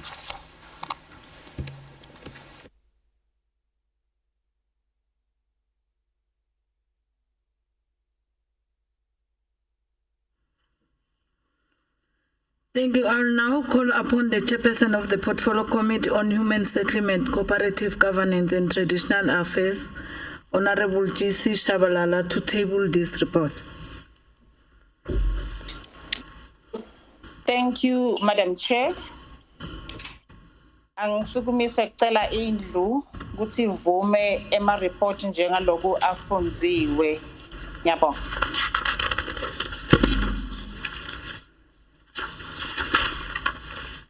I'm informed that there's no debate on this report. Now the question before the House is whether we agree to adopt this report as tabled by Honorable Shabalala. Agreed. So agreed. The Secretary shall read the 9th order of the day.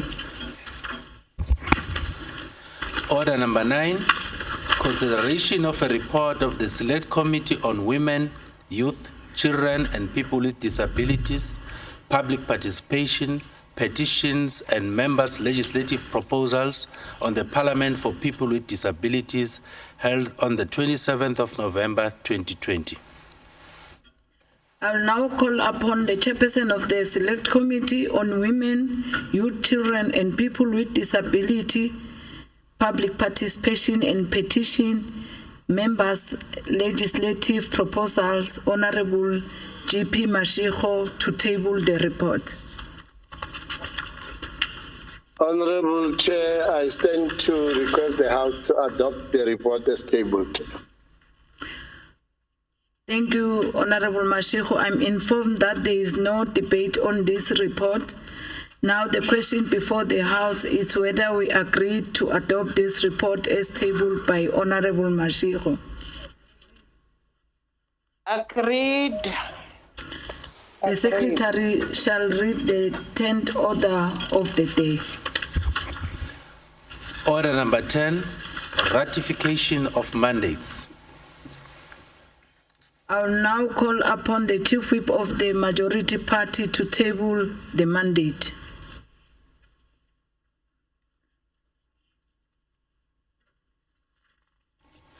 Honorable Speaker, thank you very much. In terms of Section 65 of the Constitution of the Republic of South Africa, provincial legislatures are required to confer authority on their delegates in the National Council of Provinces to cast votes on their behalf. In that regard, Honorable Speaker, I, Fana Vincent Mlombo, the Chief Whip of the Majority Party in the Mpumalanga Provincial Legislature, hereby move in accordance with Section 65 of the Constitution, read together with Rule 201, Sub-Rule 7 of the Rules and Orders, that the House ratifies and confirms the final mandate to vote in favor of the following bills. Bill 1 is the Local Government Municipal System Amendment Bill, which is Bill 20 of 2019, which was conferred on behalf of the Mpumalanga Provincial Legislature by the Speaker on the 7th of September 2021, pursuant to the recommendations of the Portfolio Committee on Human Settlement, Cooperative Governance and Traditional Affairs. And the National Forestry Amendment Bill, which is Bill 11D of 2016, which was conferred on behalf of the Mpumalanga Provincial Legislature by the Speaker on the 10th of November 2021, pursuant to the recommendation of the Portfolio Committee on Agriculture, Rural Development, Land and Environmental Affairs. Honorable Speaker, I so move. Thank you.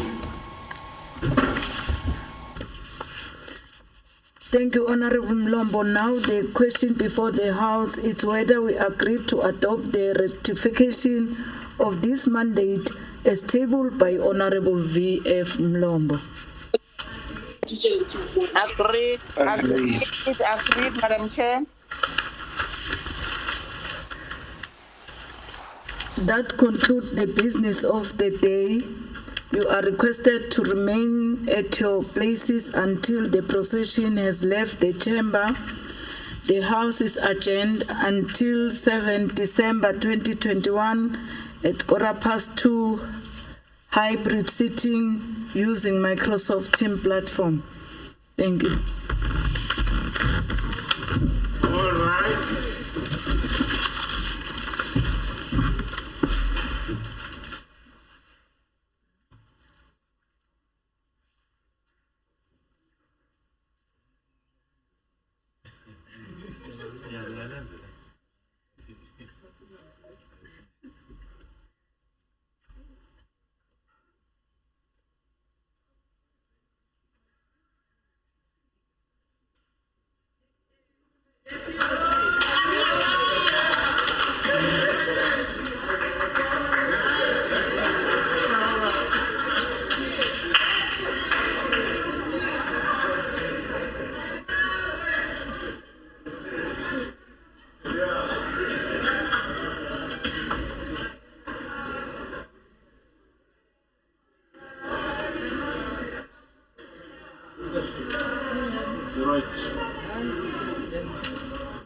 might not be right.